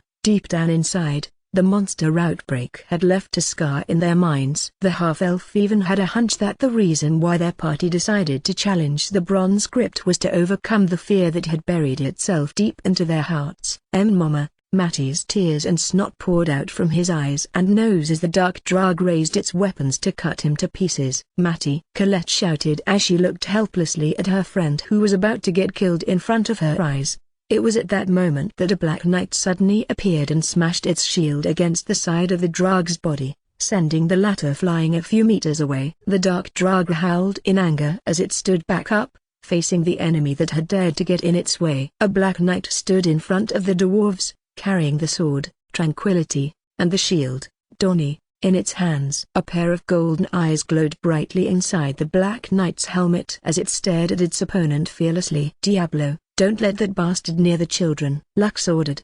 The Black Knight nodded its head before summoning a forest wolf to fight alongside it. Diablo, Lux's first-named creature and trusted companion, pointed its sword at the dark drag's face and moved it in a taunting manner. After being upgraded and getting its first job class, Diablo's intelligence had risen to a higher level. He knew that his opponent was stronger than him, but he didn't care. Right now, he only had one duty, and that was to protect everyone in the boss room and ensure that all of them would be able to leave this place alive. Chapter 37 Overcoming Your Fears, Part 2. Skeleton Warrior, go, Lux ordered as he hastily carried Helen in a princess carry. The skeleton warrior, on the other hand, grabbed Andy and Axel, carrying them like sacks over its shoulders. Matty had somehow recovered his wits and ran alongside them. Only when all the children were at the edge of the room, with their backs against the bronze gate, did Lux finally breathe a sigh of relief. He then watched as Diablo and the Dark Drag fought an intense one-on-one battle. The Dark Drag's twin blades glowed as it prepared to use its slash against the Black Knight in front of it. Diablo didn't back down as he, too, prepared to unleash his own slash skill as well. When the two attacks met, the Dark Drag took a step back, while Diablo skidded a few meters away. Even so, the golden embers that glowed brightly on the Black Knight's helmet never wavered. Diablo lunged towards the Dark Drag, and thrust its sword forward. The latter deflected it to the side and counterattacked with a stab of its own, but it was blocked by Diablo's round shield. The two undead exchanged several blows against each other, with Diablo being pushed back most of the time. Even so, Lux's named creature had successfully activated his parry skill several times, dealing damage to the enemy in front of him. After watching the battle, the children had somewhat recovered their composure and were able to think clearly. All of them were surprised that the skeleton that had fought alongside them during the monster outbreak had become so strong. They couldn't believe that in the short period of time that they hadn't seen Diablo, the latter was now able to stand up against a rank 1 monster by himself. Amazing, Matty stuttered. Despite the difference in strength, Diablo is able to fight back. Do you think Diablo can win? Helen asked. No, Lux replied. The Dark Draugr is stronger than Diablo right now, so he can't win by himself. However, he is not alone. All of you stay here, I'll help Diablo. Skeleton warrior, protect the children. Lux didn't wait for any of their replies and charged at the battlefield, pointing his finger at their adversary. Dark arrow. An arrow of darkness shot out from Lux's finger and hit the Dark Draug's face. Unfortunately, it didn't trigger the blind effect that he was hoping for. The Dark Draug glanced at Lux's direction in annoyance, but before it could even attack the red-headed boy, a shield slammed into its body, sending it skidding several meters away. Just as the Dark Draug was about to counterattack, the forest wolf jumped and clawed the undead's face once before running away. Ever since the battle had started, the forest wolf was doing hit-and-run tactics following Diablo's will. It was weaker than the Dark Draugr and would instantly die if the latter slashed it once. However, Diablo used it effectively and only ordered it to attack whenever the rank 1 monster couldn't retaliate. Dark arrow. Another arrow of darkness landed on the Dark Draug's head. This skill dealt no damage since its sole purpose was to blind its targets. Unfortunately,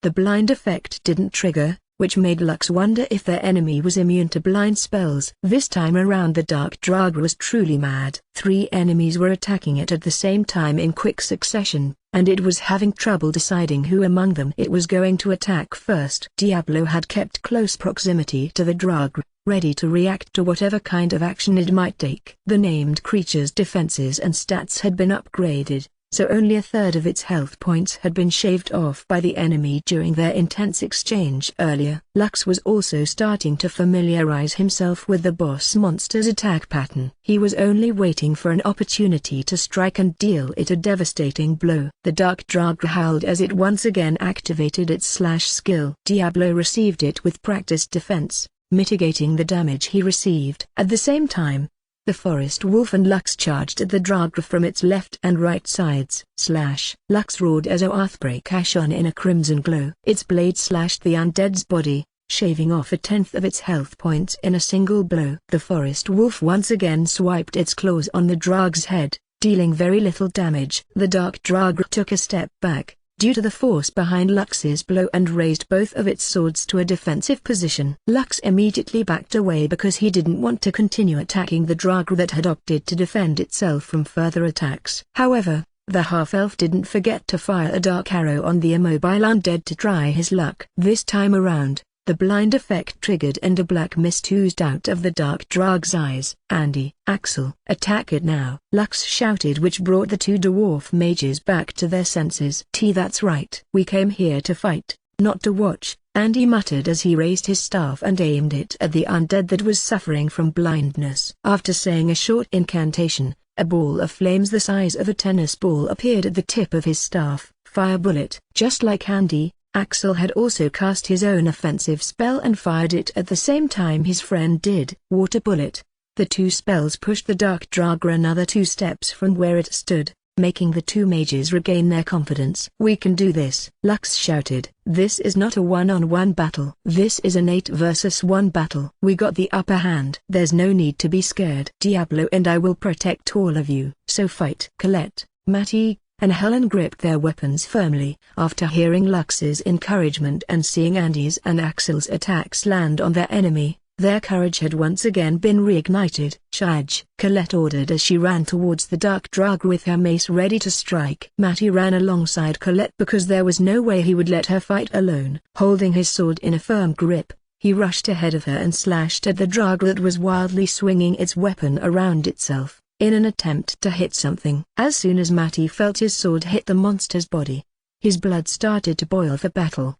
He no longer felt afraid and timed his attacks, alongside his companions. Holy smite! Colette shouted as she smashed her mace against the dark drug's right leg, forcing it to lose its balance. Helen, the cleric of the group, chanted, and an arrow of light shot out from the tip of her staff, flying towards the undead that had haunted her dreams for the past few days. Holy arrow! The arrow of light hit the undead's chest and made it shriek in pain. Holy and life magic were the bane of the undead, which made Colette's and Helen's attack deal significant damage to it. Suddenly, the dark drug roared and a red mist oozed out of its body. The blind effect had also lost its effect, which allowed the rank 1 monster to finally see the insects that were ganging up on it. Careful, it went berserk. Lux shouted. Colette, Matty, back away. Let Diablo handle the aggro first. Andy, Axel, Helen, stop firing spells and wait for my signal. The children obeyed Lux's orders without any complaints and allowed Diablo to fight the Draga head-on. They didn't realize that they had started to recognize Lux as the leader of the party instead of Colette. The dwarves listened to his orders as they reorganized their formation. Although he couldn't see their enemy's health bar,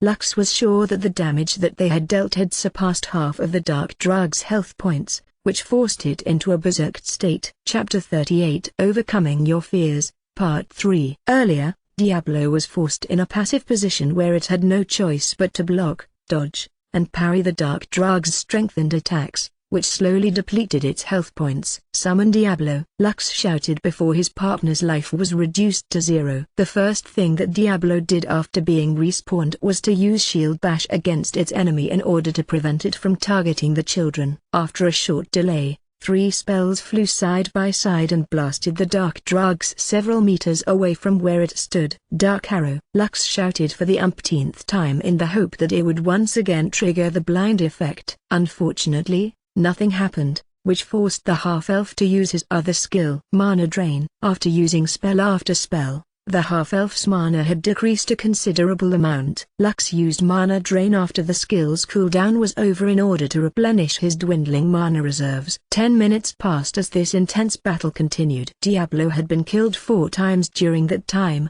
but it had successfully fended off all attacks aimed at the children. Soon, the red mists surrounding the dark Draga faded. Lux and Diablo immediately closed the distance to deliver devastating blows, while their enemy entered a weakened state.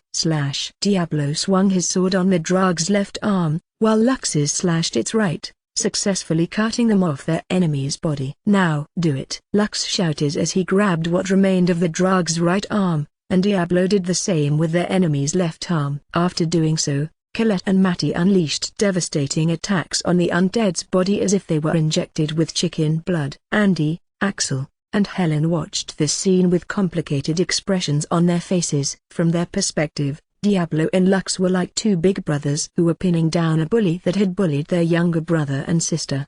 The 2 dwarven children attacked without mercy as if venting out all of their frustrations on the person that bullied them, while their big brothers ensured that the big bad bully couldn't fight back. The other 3 watched the one-sided beating and glanced at each other. Soon, they also ran towards the dark Draga like little gremlins shouting war cries. Half a minute later, 5 little children were hacking, slashing, and bashing the pitiful undead who could only passively accept their beating. The 2 mages and clerics smashed their staffs on the Draga's face, while Colette and Matty bashed and hacked its body. Since the dark Draga was already at a weakened state, Diablo and Lux were able to hold it in place due to their stats that hovered near the apostle rank. Lux could have ended the Draga's life faster if he worked together with Diablo. However, he didn't do that for a simple reason. He wanted the children to overcome the trauma that had started to grow in their hearts. The only way for them to do that was to face their fears head-on and overcome it. This was a very common occurrence for those that suffered in driving accidents. Once those people sat behind the wheel again,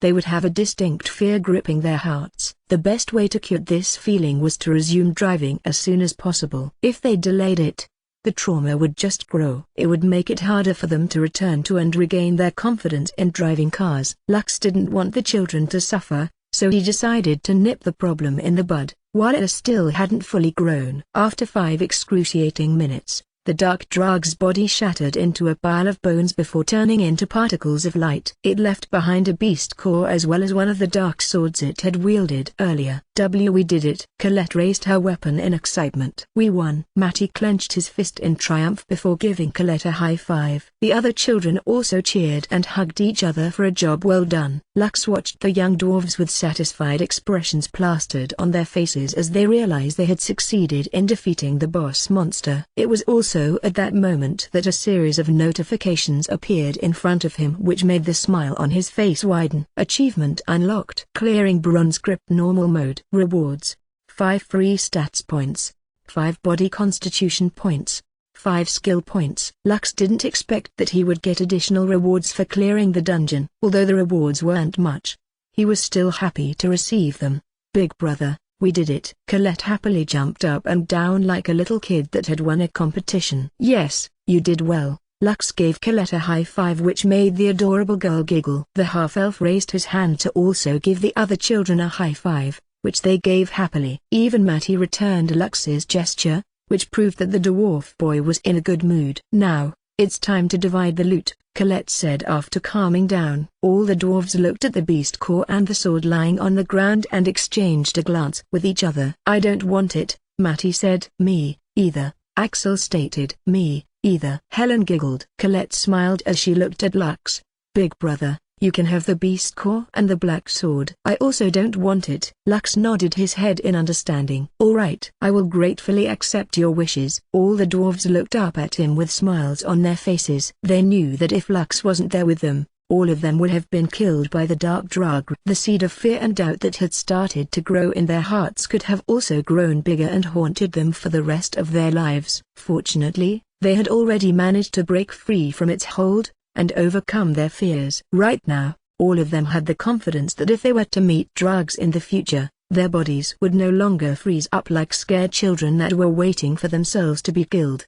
Big brother, do you have a moment? Colette grabbed Lux's hand after their party had exited the dungeon. What's wrong? Lux replied with a smile. Nothing much. I just want to tell you that I have a beautiful older sister that is of the same age as you, Colette stated. I guarantee that she is a good person. Although you're not a dwarf, I can play matchmaker and let the two of you meet. What do you say? Lux blinked his eyes once then twice as he stared at the adorable girl that was looking back at him with a leave everything to me expression. I will think about it, Lux replied. Colette pouted. Big brother, my big sister is very popular. You know, if you don't act fast you will miss the opportunity of a lifetime. My big sister is that good. Lux didn't know whether he should laugh or cry at Colette's attempt to play matchmaker. In the end, the little girl was able to make the half-elf promise that he would meet her sister, Aina, once he left Leaf Village. After accomplishing her goal, Colette and her friends walked towards the village. While chattering happily, Lux walked behind them with a helpless smile on his face. For some reason, he was looking forward to his adventures with this little band of merry dwarf children, while waiting for the day when he could leave Leaf Village without any regrets. Chapter 39 Adventures that would be remembered for a lifetime. After arriving in Leaf Village, Lux parted with Colette and her friends and went back to the inn to check his spoils of war. He felt that it wasn't appropriate to appraise the loot that the monster had dropped while they were still in the dungeon, so he decided that he would do it when he was alone. Lux summoned the sword that the dark Draga had dropped and checked its information. The Black Blade, Foe of the Covenant. Rarity, Rare. One-handed sword. Attack, 30 to 50. When equipped, the user will gain the passive skill Dual Wielding. Dual Wielding. Able to wield two one-handed weapons in each hand without receiving any penalty. You will be able to use both weapons as if you are wielding them with your dominant hand. Its attack is stronger than Tranquility, and allows its user to dual wield, Lux thought as he rubbed his chin. But Tranquility can summon a forest wolf. Also, having Dawny on Diablo allows him to use Shield Bash to stun enemies for a brief moment. The reason why the Dark Drag wasn't able to deal any powerful blows is due to Shield Bash. After thinking things through, Lux decided not to swap the Black Blade with Tranquility. His only weapon right now was Oathbreaker. It was a unique weapon that could be considered a cheat item in his current level. I guess for now I can equip both Oathbreaker and the Black Blade, Lux muttered as he returned the sword inside his storage ring. Lux also didn't forget to allocate his rewards to his body constitution and Diablo to increase their progression level. As for the free stat points he didn't touch them for the time being because he had no intention of breaking through the apostle grade anytime soon. Free stat points available: 35. Immortal Conqueror's Legacy. Rating: F+. Progress: 56 100ths. Diablo. Rating: D. Progress: 40 100. Colette and the others invited him to come with them to the Figaro Garden located in the north zone of Leaf Village. This was a place where insectoid monsters roamed. According to the adorable little dwarf girl, there were rumors that there was a unique weapon hidden in this area. This was also the reason why they planned to investigate by themselves and check if the rumors were true. As the owner of the Elysium Compendium, Lux was aware of all the unique quests that could be found in Leaf Village. One of them was even a mythical quest that was exclusive only to beginner villagers. The mythical quest would give out mythical ranked items as rewards. However, its difficulty was so high that no beginner in their right minds would dare and try to challenge it. Also, since mythical quests were extremely rare quests, the only way to acquire them was based on luck and fortuitous encounters. Currently, Lux had two mythical items in his possession. One was the Elysium Compendium, which had all the information about Elysium. The other one was the black coffin in Lux's possession that went by the name Blackfire. The Elysium Compendium alone was already considered a priceless treasure. If Lux could complete the mythical quest before he left Leaf Village, then he would gain another trump card on his journey through Elysium. Actually, the trigger of the quest was simpler than expected. All they needed to do was defeat all of the alpha monsters that were exclusive to each zone. However, even if the dwarves defeated them, they would not be aware that they had triggered a mythical quest by accident. Until now, no one had managed to complete the mythical quest in the beginner's village because of how random it was. Mythical quest: Birth of a Legend. Defeat the alpha monster of the Aspiration Plains. Carbuncle, 01. Defeat the alpha monster of the Leaf Village Cemetery. Ghoul Beast, 01. Defeat the alpha monster of Figaro Garden. Red-Eyed Terramantis, 01. Defeat the field boss of Heartwood Forest. Forest Wolf King, 01. Rewards: 500 skill points, 50 body constitution points, 50 stats points. Leaf Village Equipment Set, Mythical.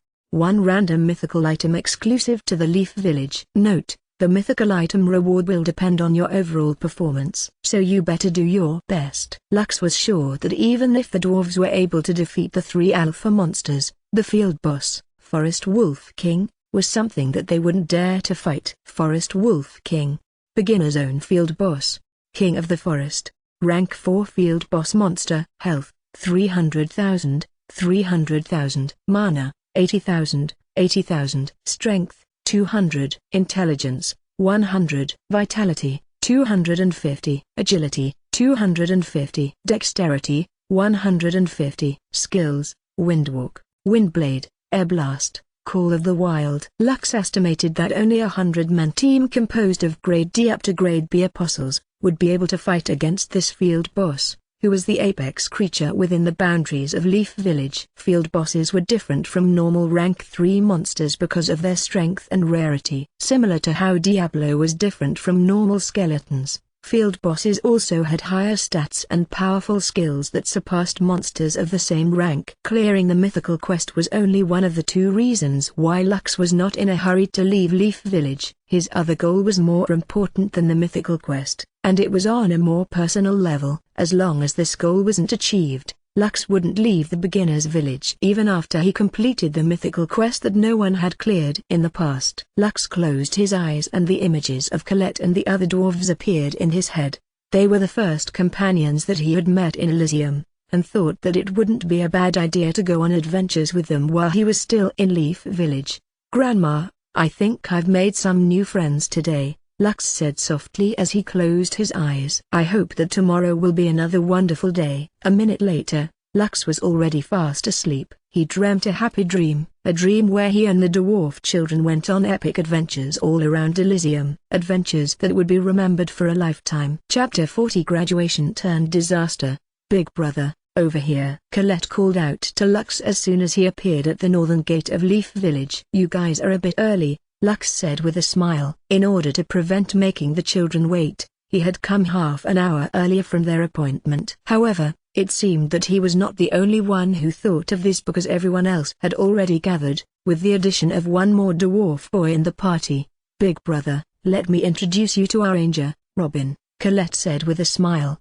"He wasn't able to accompany us yesterday because he was finishing a quest for his job class promotion." Lux eyed the young dwarf with short dark brown hair and hazel eyes, who was looking back at him with a frown. There was a hint of disapproval on Robin's face, but Lux had long been used to this kind of expression from the dwarves in Leaf Village. Only Colette, and the other children that had explored the dungeon with Lux, treated him like a friend. "Nice to meet you." "Just call me Lux," Lux commented. Robin gave the half-elf a brief nod before averting his gaze. Clearly, he wasn't interested in getting friendly with the new addition to their party. "Now that we're all here, let's go to the Figaro Gardens," Colette stated. "My acquaintance told me earlier that there are several red-striped predator mosquitoes wandering around in the middle areas of the garden. Although we can fight them, it is best that we avoid them if possible. If any of you see one, alert everyone in the group so we can withdraw as fast as possible." Everyone nodded their heads in understanding. The red-striped predator mosquitoes were one of the most annoying monsters in Figaro Garden. All of them were a foot tall, and were known to always travel in groups. Their bite had a mild paralyzing effect, but it was not strong enough to completely render someone immobile. The problem was that, since they traveled in groups, the effect of each bite would stack. If someone were bitten more than 6 times, the paralyzing venom would take 100% effect and render the victim completely paralyzed. After that, they would have no choice but to watch in horror as these blood-sucking monsters drink their fill until they slowly lose consciousness due to blood loss. There was a saying in the Figaro Gardens: "If the mosquitoes didn't kill you, the other bugs will." Unconscious prey was a welcome meal to any insects that lived within the garden, that had already claimed countless lives, since the world of Elysium had opened to the world of Solis. After traveling for 15 minutes on foot, all of them finally arrived at their destination. Lux was mildly surprised when he found out that the Figaro Garden was actually a place where giant plants grow. For a brief moment, he even thought that he had shrunk because of the sheer size of the flowers around them. "It's like a forest of flowers," Lux muttered as he followed behind Colette's group. "Beautiful, isn't it?" Colette asked with a smile. "Yes, but I can also sense the danger in the surroundings," Lux replied. "I feel as if we will be attacked at any moment." As if waiting for that cue, a meter-tall ant suddenly came out of the grass beside the half-elf, which made the latter jump back in fright. Colette, Matty, and the rest of the group laughed after seeing this funny scene. "Damn, that almost gave me a heart attack," Lux said as he pressed his hand over his chest. The ant that had crawled out of the bushes created a clicking sound with its mandibles as if trying to communicate with them. Lux did his research and read the information about all the monsters in the Figaro Garden. The ants in the garden were considered pacifists and simply minded their own business as they scavenged for food. They would not actively attack anyone, and they were also known for carrying wounded dwarves back to Leaf Village if they stumbled upon them while they were foraging. Because of this, the people in Leaf Village would always warn the foreigners to never attack or, worse, kill the ants because no matter how docile they usually were, once they were attacked, they would retaliate. If someone killed one of their members, they would attack in swarms and hunt down the offender all the way to Leaf Village. Anyone who committed this taboo would not be protected by the town's guards. They would be left to their own fate. As the ant tried to communicate with Colette and her friends, more ants came out of the bushes carrying berries and other foodstuff. They walked past the dwarves as they headed back to their nest. Some of the ants were even kind enough to offer berries to the dwarves, which they politely declined. Lux watched this scene with great interest because this was the first time that he was interacting with the ants of Figaro Garden. "I see." Robin nodded. "Thank you for the warning. We greatly appreciate it." The ant clicked its mandible a few more times before leaving the group of dwarves to go back to its nest. After the ants disappeared, everyone looked at Robin in askance. He was the only ranger in the group with a skill called beast empathy, which allowed him to understand the language of monsters on a basic level. They said that there are several dwarves fighting against the alpha monster, roughly a kilometer in that direction. Robin said as he pointed towards the east. The ant also warned that dozens of red-striped predator mosquitoes are loitering around the northern area. Colette frowned because according to the rumors, the location of the unique weapon that they were searching for was said to be found in the northern area of the garden. However, the presence of over a dozen predator mosquitoes was extremely bad news for them. Although they weren't as strong as a rank 1 monster, their sheer numbers and potential threat was more than enough for the little girl to reconsider their options. For the time being, why don't we head to the east? Colette proposed. Since the aunt said that several dwarves are fighting against an alpha beast, it must be the graduation ceremony of Leaf Village. Graduation ceremony? Lux asked. What graduation ceremony? Helen, the party's cleric, patted Lux's arm in order to get his attention. Big brother. The graduation ceremony is when the dwarves challenge any of the alpha monsters after reaching the apostle rank, Helen explained with a smile. For us dwarves who go to Elysium, this is our rite of passage to becoming full-fledged warriors. I see. Lux nodded in understanding. Since this is a special occasion, why don't we go and observe their fight against the alpha monster? This will allow us to prepare for our own graduation ceremony before we leave Leaf Village. Everyone nodded their heads in agreement and immediately walked towards the east. Lux didn't think that this so-called graduation ceremony was out of place. In fact, he even thought that it was a very sensible thing to do. After breaking through the apostle rank, they would formally be known as true warriors, and fighting an alpha beast was a good way to test their mettle before advancing on to their next journey in Elysium. Alpha beasts were peak rank 2 monsters. Although fighting them one-on-one was almost a suicide mission, fighting them as a party was doable. As they neared the territory of the alpha monster, they noticed that several dwarves were also headed into the same direction that they were. Graduation ceremonies were quite popular among the dwarf children, and they all thought that it was a good opportunity to see just how strong an alpha beast was from a distance. Soon, sounds of metals clashing against each other, and shouting reached their ears. In a wide clearing, a group of 6 dwarves were fighting against the alpha monster of the Figaro Garden known as the red-eyed Pteromantis. A single glance was enough to tell Lux that the dwarves had the upper hand in the battle. Amazing, Lux muttered. Their teamwork is amazing. Lux watched in awe as a shield warrior, a swordsman, and a spearman took turns in keeping the red-eyed Pteromantis from attacking their rear fighters. At the back, 2 mages fired spell after spell, while the shaman erected a healing ward that passively regenerated the health of everyone in the party. Whenever the Pteromantis changed target and attacked the mages, the shield warrior would use a taunt skill to force the monster to drag its attention to him. Once they had successfully shifted its attention, the swordsman and the spearman would unleash a barrage of attacks at the alpha monster, making it shriek in pain. Red-eyed Pteromantis, Figaro Garden apex creature, rank 2 alpha monster. Health, 8,560, 40,000. Mana, 2,250, 10,000. Strength, 100. Intelligence, 50. Vitality, 100. Agility, 150. Dexterity, 100. Skills, Fury/Gust, Berserk. After the health points of the Pteromantis was halved, the color of its body immediately turned red. This signaled the start of its Berserk phase, which was also the most dangerous moment for the dwarves who were currently facing it with their amazing teamwork. The dwarves watching from afar clenched their fist in excitement because this was the turning point in the battle. All of them could feel their blood boiling as they watched the amazing display of skills in front of them. While the battle between the Berserk Pteromantis and the dwarves were about to reach its climax,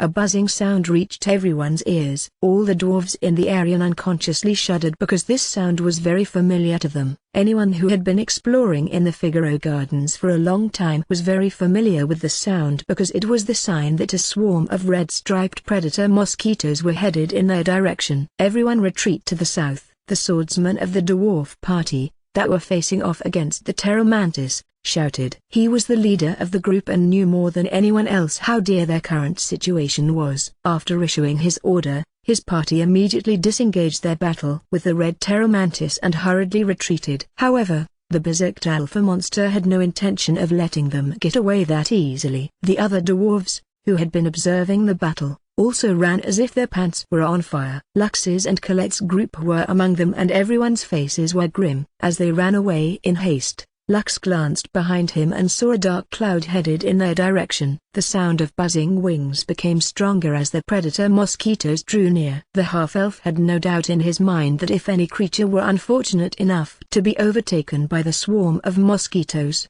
the only fate that awaited them was turning into a dried husk with all of their blood sucked out of their bodies. Chapter 41 Fishing in Troubled Waters, Part 1. As everyone ran for their lives, the ground under their feet trembled and several monsters joined their exodus. Ants, ground beetles, bees, flies, ladybugs, wolf spiders, butterflies, and several other insects, that Lux was seeing for the first time, all fled in the opposite direction of the approaching swarm. A single red-striped predator mosquito was a monster that was far from being a threat. However, a swarm that numbered in the thousands was a different matter. It would only take 10 bites to paralyze a dwarf for an hour. In the face of thousands of mosquitoes, no creature in the figure garden, no matter how strong and whether they were alone or in a group, would be able to resist their inevitable demise. For now, the dwarves and beasts ignored each other and focused on looking for a safe place to hide. Follow the ants, Lux shouted. Maybe we can hide in their nest or something. Colette and her party subconsciously followed Lux's orders,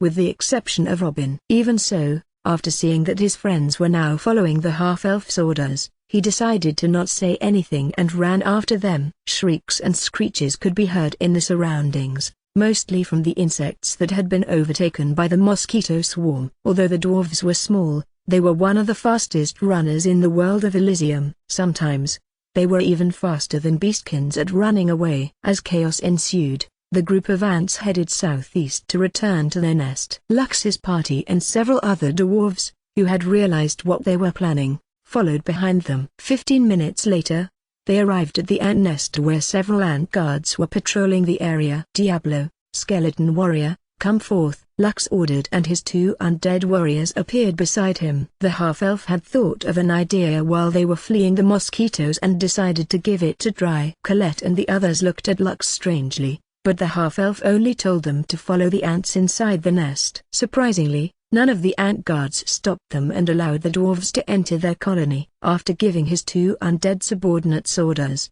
Lux also entered the safe area, ant nest, alongside the other fleeing ants that were coming from other places of the garden. Only after the last ant had entered the nest did the guard ants close the entrance, which made the dwarves and a certain half-elf breathe a collective sigh of relief. Damn, I thought I was a goner. Andy pressed his palm over his chest to calm his wildly beating heart. Axel nodded his head in agreement. Still, it's a bit of a shame. If the mosquitoes didn't come, that graduating party would have been able to beat the red-eyed Terramantis without a problem. Colette, Mattie, Helen, and Robin nodded their heads in agreement. The dwarves that had followed their party inside the ant nest shared the same thoughts. Only the half-elf didn't, because he was not paying attention to their discussion. On the side, he silently sat cross-legged with his eyes closed. Right now, he was testing something that he had never done before. In his mind's eye, he looked at a gray world with no other colors in it. Suddenly, a group of mosquitoes appeared in his vision. Diablo stopped moving, and the mosquitoes flew past him without even bothering to give him a second glance. Clearly, a skeleton deprived of blood was something that they were not interested in. It was at that moment when a smile appeared on Lux's face. After testing to see that his theory was correct, he ordered Diablo and the skeleton warrior to look for traces of the red-eyed Terramantis. He shared a special connection with his named creature that allowed him to communicate with the other party on a deeper level. It allowed Lux to see and hear what Diablo could see and hear, which made his personal bodyguard the perfect chess piece to take advantage of the chaos that was currently happening inside the garden. Lux saw several dried-up corpses of insects littered in the surroundings, which made him realize just how devastating the sudden mosquito attack was. Fortunately, he still hadn't seen any dwarf corpses, which gave him some peace of mind. The half-elf wasn't fond of seeing dead children, whether they were dwarves or humans. Suddenly, a loud shriek reached Diablo's ears. Lux immediately ordered his named creature to run in the direction where the shriek came from, and take a look at what was happening. As soon as Diablo arrived in the area, he heard an intense buzzing sound in the surroundings. Giant flowers were strewn across the ground alongside countless mosquitoes that had been sliced in half. In the distance, he saw a weak and red-eyed Terramantis that was being swarmed by the mosquitoes. The Pteromantis exoskeleton was very hard, so the mosquito bites couldn't make it past its defenses. However, that didn't stop the mosquitoes from trying to find an area they could penetrate with their bloodsuckers in order to incapacitate the strongest creature in the Figaro garden. After letting out a resounding shriek of frustration, the red-eyed Pteromantis opened its wings and flew upwards. It then created powerful gusts of wind, which blew the mosquitoes away. Within the dense swarm of mosquitoes, a dozen black mosquitoes, that were 2 times larger than the normal red-striped predator mosquitoes, appeared. The half-elf had read all the monsters living in the Figaro garden from the Elysium compendium and quickly recognized what they were. Obsidian spite mosquitoes, Lux thought as he observed the rank 1 monsters from afar. Their bloodsuckers were very sharp and strong enough to penetrate the red-eyed Pteromantis exoskeleton. After seeing them, the red-eyed Pteromantis immediately flew away. Its berserked state had already ended just a few minutes ago, and it was now in a weakened state. In addition to its poor condition, the red-eyed Pteromantis also had a wound on its chest, which had been caused by the spearmen of the party that had fought against it earlier. When the mosquitoes were attacking its body, it made sure to cover its wound with its bladed claws, to prevent any of the mosquitoes from targeting a part where they could penetrate with their bloodsuckers. Naturally, the mosquitoes didn't let their prize get away and chased after the Pteromantis. On the ground, Diablo and the skeleton warrior followed them persistently. The chase lasted for 10 minutes, until the weakened mantis finally crashed into a giant flower to help it break its fall. Knowing that it was backed into a corner, the Pteromantis screeched and raised its bladed claws to fight to the death. The obsidian mosquitoes didn't attack it right away. Instead, the red-striped predator mosquitoes swarmed towards the alpha beast who was about to fall on its last legs. Chapter 42 Fishing in Troubled Waters, Part 2. Big Brother, what are you doing? Colette asked. Are you tired from running? Lux opened his eyes and smiled. A little bit. Let's stay here for now. The mosquito swarm is still active outside. I'm using Diablo to check the current situation. Once the coast is clear, we will leave immediately and return to the Leaf Village for the time being.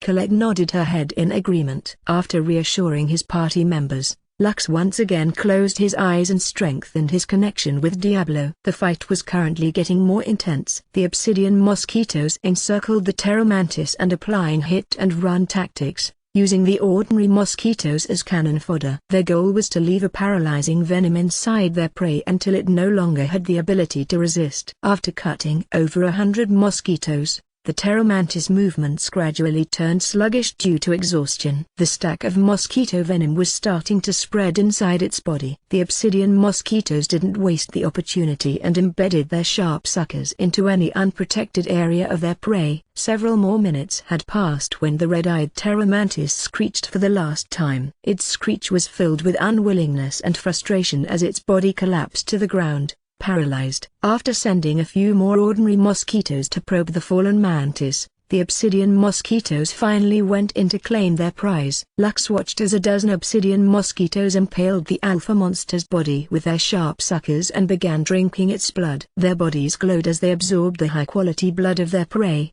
similar to how the dwarves leveled up after reaching the limit of their experience bars. After who knows how long, the feasting of the obsidian mosquitoes finally ended. They then issued a series of buzzing sounds and flew northwards, followed by their underlings. Only after Lux was certain that all the mosquitoes had left did he order Diablo to move towards the corpse lying on the ground. Lux gazed at the once proud apex monster of the Figaro garden, which was now only left with a dried-up husk, bereft of blood. The half-elf didn't feel any pity for the alpha beast's demise. Instead, what he felt was excitement.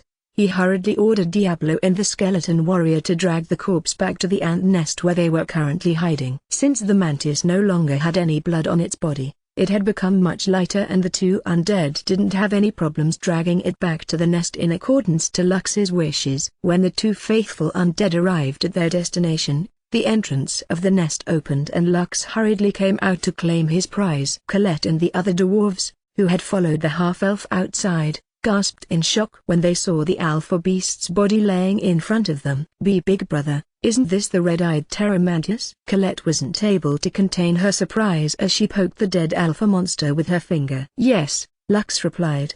The mosquitoes killed it a while ago, and I asked my undead to drag it back here. Lux couldn't hide the smugness on his face as he approached one of the strongest monsters in the beginner's zone. As he gazed at the dead beast in front of him, he had a feeling that if the alpha monster wasn't injured and in a weakened state, the mosquitoes wouldn't have dared to fight it head-on. Fortunately, it was. Lux even got its corpse, which was filled with treasures, for himself. The dwarves that had been with them weren't able to hide the envious looks on their faces as they stared at the pteromantis on the ground. The bladed claws of the pteromantis could be given to a blacksmith and crafted into a pseudo-unique weapon. Its exoskeleton could also be used to create an extremely rare armor that was durable enough to withstand most attacks from most of the existing beasts that could be found in the beginner's zone. The true prize, of course, was its beast core, which gave people additional stat points and a chance to acquire one of the red-eyed pteromantis skills. The alpha beast had 3 skills, which were Fury/, Gust, and Berserk. Any of those skills would prove useful even in the late apostle ranks. This was why most dwarves performed the graduation ceremony before leaving. It would be helpful for their future journeys to acquire the beast cores of the alpha monsters in their respective beginner zones. Seeing the envious and greedy looks coming from the dwarves around him, Lux decided to use the ring that his grandma Vera had given him before he left Wildguard Stronghold. The ring was called Enchanted Beast Ring, which allowed him to store the corpses of monsters of any size. The only downside was that it could only store 10 monsters at a time. Even so, it was still a wonderful item that allowed its owner to carry their quarry back home, without worrying about hiring manpower for transport. Lux pressed his hand over the monster's corpse and activated the ring. Immediately, the pteromantis disappeared, leaving nothing behind. The half-elf was quite satisfied because he was able to take advantage of the current situation and even profited a lot from it. This reminded him of what his grandma Vera had told him about fishing in troubled waters. Although he felt a little bad for the party that had challenged the red-eyed pteromantis earlier, he didn't feel guilty about taking the alpha monster for himself. After all, he wasn't the one responsible for the mosquito swarm, nor was he the one that killed their prey. He was merely a bystander that happened to find the corpse, pick it up, and take it back home. No one could find fault in what he did because if other people were in the same shoes as him, they would have done the same. Unfortunately, things didn't go the way Lux had planned after returning to the Leaf Village. The dwarves that had seen his exploits had spread the news to their friends. Naturally, this reached the ears of the dwarf party that had fought tooth and nail with the alpha monster before the mosquito swarm invaded, which gave Lux a headache. After all, he now had to think about how to deal with the aftermath. Chapter 43 Let's get this duel started, Part 1. In the plaza of the Leaf Village, Lux stood still as he faced the group of 6 that fought against the red-eyed pteromantis. Their leader, Frederick, had his arms crossed over his chest as he looked up at the half-elf, who was taller than him. I heard that you brought back the corpse of the red-eyed pteromantis after it was killed by the red-striped predator mosquitoes. Is this true? Frederick asked. Yes, Lux answered. However, the ones that dealt the killing blows were the dozens of obsidian mosquitoes which were all rank 1 monsters. Frederick nodded his head in acknowledgement. I know that you were not in the wrong, and simply took advantage of the situation.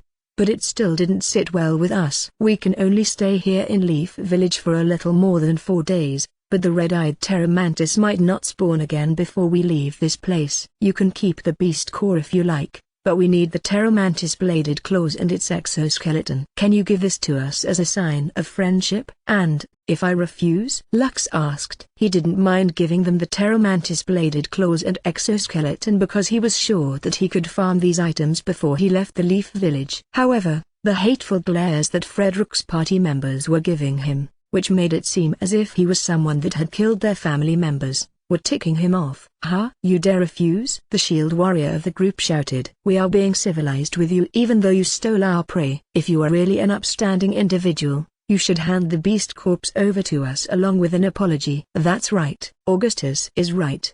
The pteromantis is rightfully ours, you thief. Give us back what is rightfully ours. Although Frederick didn't say anything, he still didn't stop his party members from voicing their complaints. His gaze remained calm as he just stared at Lux, waiting for his answer. Because of the commotion that had happened in the Figaro Gardens, some of the dwarves who were in Leaf Village turned to look at the disturbance in the plaza. Soon a crowd formed and watched this scene with great interest. Dwarves were known to be a rowdy race, especially when it came to drinking.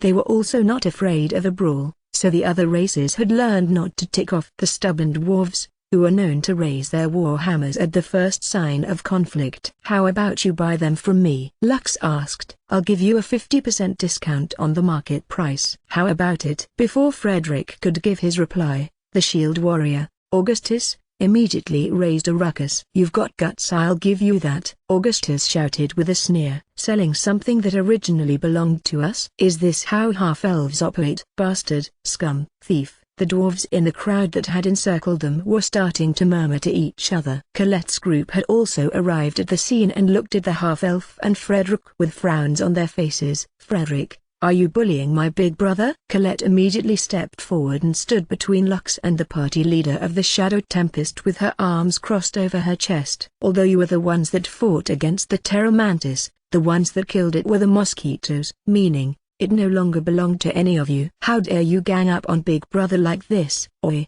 little girl from the Golden Slayer family, it is best if you stay out of this." Augustus didn't back down as he glared at Colette. Both of them were children of ducal families in Solis. Although their territories were far from each other, the world of Elysium allowed the dwarves from Solis to appear in the dwarven lands ruled by the dwarven kings. This allowed these families to get to know each other and form strong connections even though their territories were far apart. "HMP, you think you can scare me, you pig?" Colette shot back. "Come, I'll smash your face with my mace." Lux hurriedly grabbed the little girl who had already taken out her weapon and was raring to fight against the shield warrior who was looking down at her in disdain. Clearly, Colette wasn't a match for the shield warrior, but she still made her stance known because she couldn't just sit and watch on the side as Lux got bullied by other dwarves. "Calm down, Colette," Lux said as he tried to pacify the adorable girl whose cheeks were puffed up like a hamster. Deep inside, he felt very touched because the other dwarves in the crowd were looking at him as if he was their common enemy. After spending some time with Colette and the others,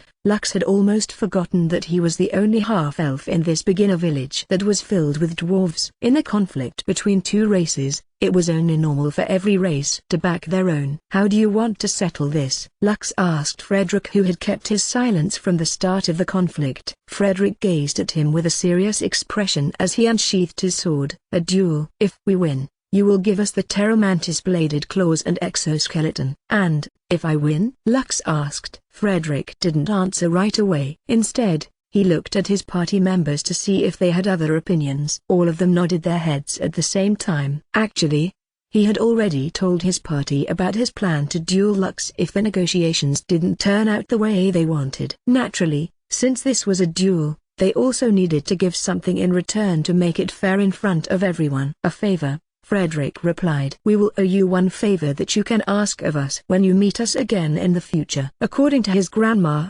dwarves were known to honor their promises. This was why, when dealing with other races, most people would use dwarves as intermediaries in negotiations. They knew that the dwarves would uphold their part of the bargain. "A favor? What if I ask you to explore a dungeon with me and I get all the loot? You're still willing to do that favor?" "We are dwarves. We will honor our word without fail." The dwarves who were watching from the side all nodded their heads in acknowledgement of Frederick's words. "Fine," Lux said as he patted Colette's head. "Since you want a duel, I will give you one." "What are the rules?" Frederick smiled. "All you need to do is defeat me." "And me," Augustus interjected. "I also have a say in this." "So you need to defeat me too." Frederick and Augustus were both apostles now, which meant that among the dwarf children in Leaf Village, they were the strongest. They also did an investigation about Lux's history and background and found out that he had only recently arrived in the beginner's village. Since that was the case, there was no possible way for Lux to win against them in a one-on-one battle. After all, they were stronger than him. At least, this was what they believed, so they decided to go with a duel to make it look fair to everyone. Also, they were technically on the moral high ground, so no one would bat an eye and call them bullies. "Big brother, you can't beat them." Colette grabbed Lux's hand and looked up at him. "They are already apostles. They're way stronger than you." Lux smiled as he crouched down and whispered something in her ear. "Don't worry. I fought the dark drug remember? I can handle them just fine. Colette's eyes widened in shock because she had almost forgotten about Lux's bodyguard, Diablo. Although the skeleton wasn't as strong as an apostle, a 2 versus 1 battle would still prove difficult for someone that had just become an apostle. Okay. Colette nodded as she returned to where her party members were. Don't lose to them, big brother. Lux gave her a thumbs up as he stood up. He knew that the majority of the dwarves didn't like him, but that was fine. Duels that were held in town were quite safe because there was a universal law that prevented deaths from happening. This was one of the safeguards that the god of games, Elyon, had made to settle disputes over disagreements that might lead to brawl. Of course, both parties must accept the duel. For this feature to work, anyone who started a fight in any of the villages, towns, and cities without declaring a duel, would be treated as a criminal and captured by the guards that patrolled these territories. Frederick declared a duel invitation directed to Lux, and almost immediately, a small orb of light appeared in front of him. The young swordsman pricked his fingertip with a dagger and dropped a drop of his blood on the floating orb to signal his intention to start the duel. After receiving his blood, the orb flew towards Lux. Summoning a Earthbreaker, Lux did the same and dropped his blood on the orb, signaling his agreement to the duel. I recognize this duel, a voice filled with divinity said. The fight will begin in 30 seconds. Make your preparations. A countdown timer appeared on the surface of the orb signaling that the duel was about to start. Lux equipped his relentless warrior armor, which made Frederick and Augustus arch their eyebrows. They had not seen this set of armor before. When the countdown reached 10 seconds, Lux pointed a Earthbreaker towards Frederick and smiled. Don't get surprised when you lose. Okay? Lux said with confidence. I won't be surprised, Frederick replied as he pointed his own weapon at Lux. That's because I won't lose. Chapter 44. Let's get this duel started, Part 2. Duel start. As soon as the glowing white orb declared the start of the duel, both fighters swiftly clashed against each other. They exchanged exactly 3 strikes before backing away, as they appraised the ability of their opponent. How can this be? Frederick was shocked after exchanging blows with Lux. He's almost as strong as me. Just like everyone else, the leader of the Shadow Tempest thought that since he had already stepped into the apostle rank, the battle would easily end in his favor. However, after gauging the strength of his enemy, he realized that although he was still stronger than Lux, the gap between them wasn't that big. As expected, I can fight him head-on. Lux smiled as he scanned the dwarf in front of him. This kid needs to be taught a lesson. The half-elf stomped his right foot on the ground, preparing to charge at his opponent. However, before he could even take another step, he felt a magical fluctuation coming from Frederick's left hand, seemingly aimed at him. Stone bullet! Frederick shouted as a fist-sized stone flew towards Lux, which forced the latter to dodge to the side at the last second. Having his attacking stance broken, the half-elf had no choice but to evade the barrage of stone bullets that Frederick fired in his direction. Crap! He is a magic swordsman. Lux cursed internally as he was left with no other option but to equip Dorney to block one of the stone bullets that he was unable to dodge. A resounding metallic sound spread across the plaza as Lux skidded a few meters away from where he stood. Sorry I underestimated you earlier, Frederick announced as more magic circles appeared around him. I will now fight you seriously, so be prepared. Just before Frederick could finish his words, Lux picked a random rock on the ground and threw it at Frederick to stop his chanting. Stone bullet! Lux shouted. Frederick tilted his body to the side to dodge Lux's unexpected attack. This also interrupted him from casting the spell Stone Bullet Barrage, which was the machine gun version of Stone Bullet, firing bullets continuously at a rapid pace. You're not the only one who can cast magic, Lux declared as he pointed his thumb at his chest. I can do it too. The lips of the dwarves watching the duel twitched as they looked at the half-elf who was feeling proud of himself. Bruh. You just picked up a rock and threw it. That's not how magic works. Aren't you feeling embarrassed for yourself? That was the general summary of everyone's collective thoughts in the plaza. Colette, and her party members, on the other hand, covered their faces in embarrassment except Robin. He only glanced at his party mates and purposefully took a few steps back as if telling the other dwarves that he didn't know any of them. Frederick shrugged off Lux's words and decided to close the gap between them. He only used a ranged attack earlier to test and see if his enemy had any long-range spells that could be used against him. Of course, He already knew that Lux was capable of summoning the undead thanks to the dwarves that were on the site that day. They all said that it was how he retrieved the body of the alpha monster. The only thing that confused Frederick was that the other party wasn't using any of his summons. Although he wasn't afraid of the other party's summoned monster, the lack of it made Frederick think that his opponent wasn't taking him seriously.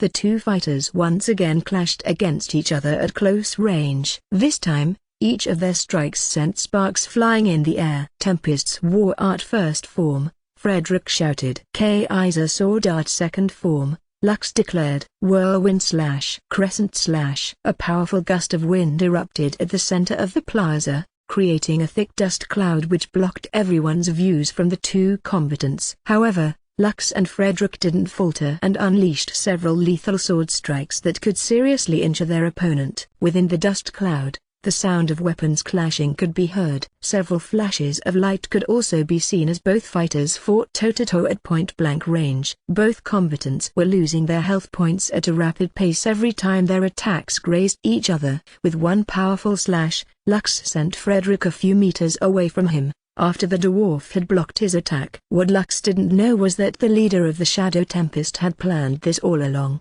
He used the strike of Lux's slash to gain momentum in order to distance himself from his opponent. Switching his grip on his weapon, Frederick stabbed his sword to the ground and shouted, "Stone spikes!" Lux's sixth sense kicked in, prompting the half-elf to summon his skeleton warrior in order to deal with the dwarf's unexpected move. Several 2-meter spikes jutted out of the ground around where Lux had initially been standing a moment ago, piercing their target from all directions. As the dust cloud settled, Frederick saw the skeleton warrior's body collapse in front of him, but the half-elf was nowhere to be found. Augustus, who used his detection skill, immediately located Lux and shouted to warn his leader where the enemy was. "Frederick, above you!" Augustus hollered. Unfortunately, it was already too late. The skeleton warrior had propelled Lux high up in the air before the earth spikes hit it. This allowed the half-elf not only to escape the attack, but also initiate a counter-attack of his own. Kaiser Sword Art fourth form. Lux pulled his sword back in order to prepare his family's special attack that he had practiced while jumping off the tree on their property. He had practiced this move so many times when he was 12 years old, to the point that he fainted every 1 out of 3 attempts. Now that he was no longer worried about fainting, Lux unleashed the attack that had made his grandma Vera spank his bum numerous times for repeating this move over and over again until he fainted. Phoenix Descent. A screeching sound that was similar to that of a phoenix spread across the plaza as Lux's sword shone brightly. The crowd watched as the half-elf brushed through the dwarf's body and skidded across the ground with his sword at his side. Phoenix's Descent was the only attack that his grandma Vera had taught him that could be used while he was mid-air. It was also an attack that put great stress on the body due to the difficulty of its execution. But the current Lux was now strong enough to execute this move without fail. Frederick knelt on the ground clutching his chest with his hand. He didn't expect that not only would someone survive his earth spikes, but also managed to counterattack against him. Although they didn't actually receive any injuries when duel mode was activated, they could still feel the pain of each attack. Lux's last strike made the dwarf feel as if his body was sliced in two. Duel over. Winner, Lux. The orb of light announced the victor of the duel before fading away. Colette, who intently watched the battle, immediately ran towards Lux and jumped into his arms. The half-elf stored his weapon and caught the ever-lively little girl with both hands, and swung her around and around, making Colette shout in joy. The dwarves stared at the half-elf in disbelief because they hadn't expected this outcome. As soon as the dust cloud settled, the battle had also come to an end. Augustus clenched his fist, because he couldn't believe that Frederick had lost against the half-elf. Now that his leader had lost the battle, it was now his turn to fight. "You did well, half-elf," Augustus said as he stepped forward. "Now, it's my turn.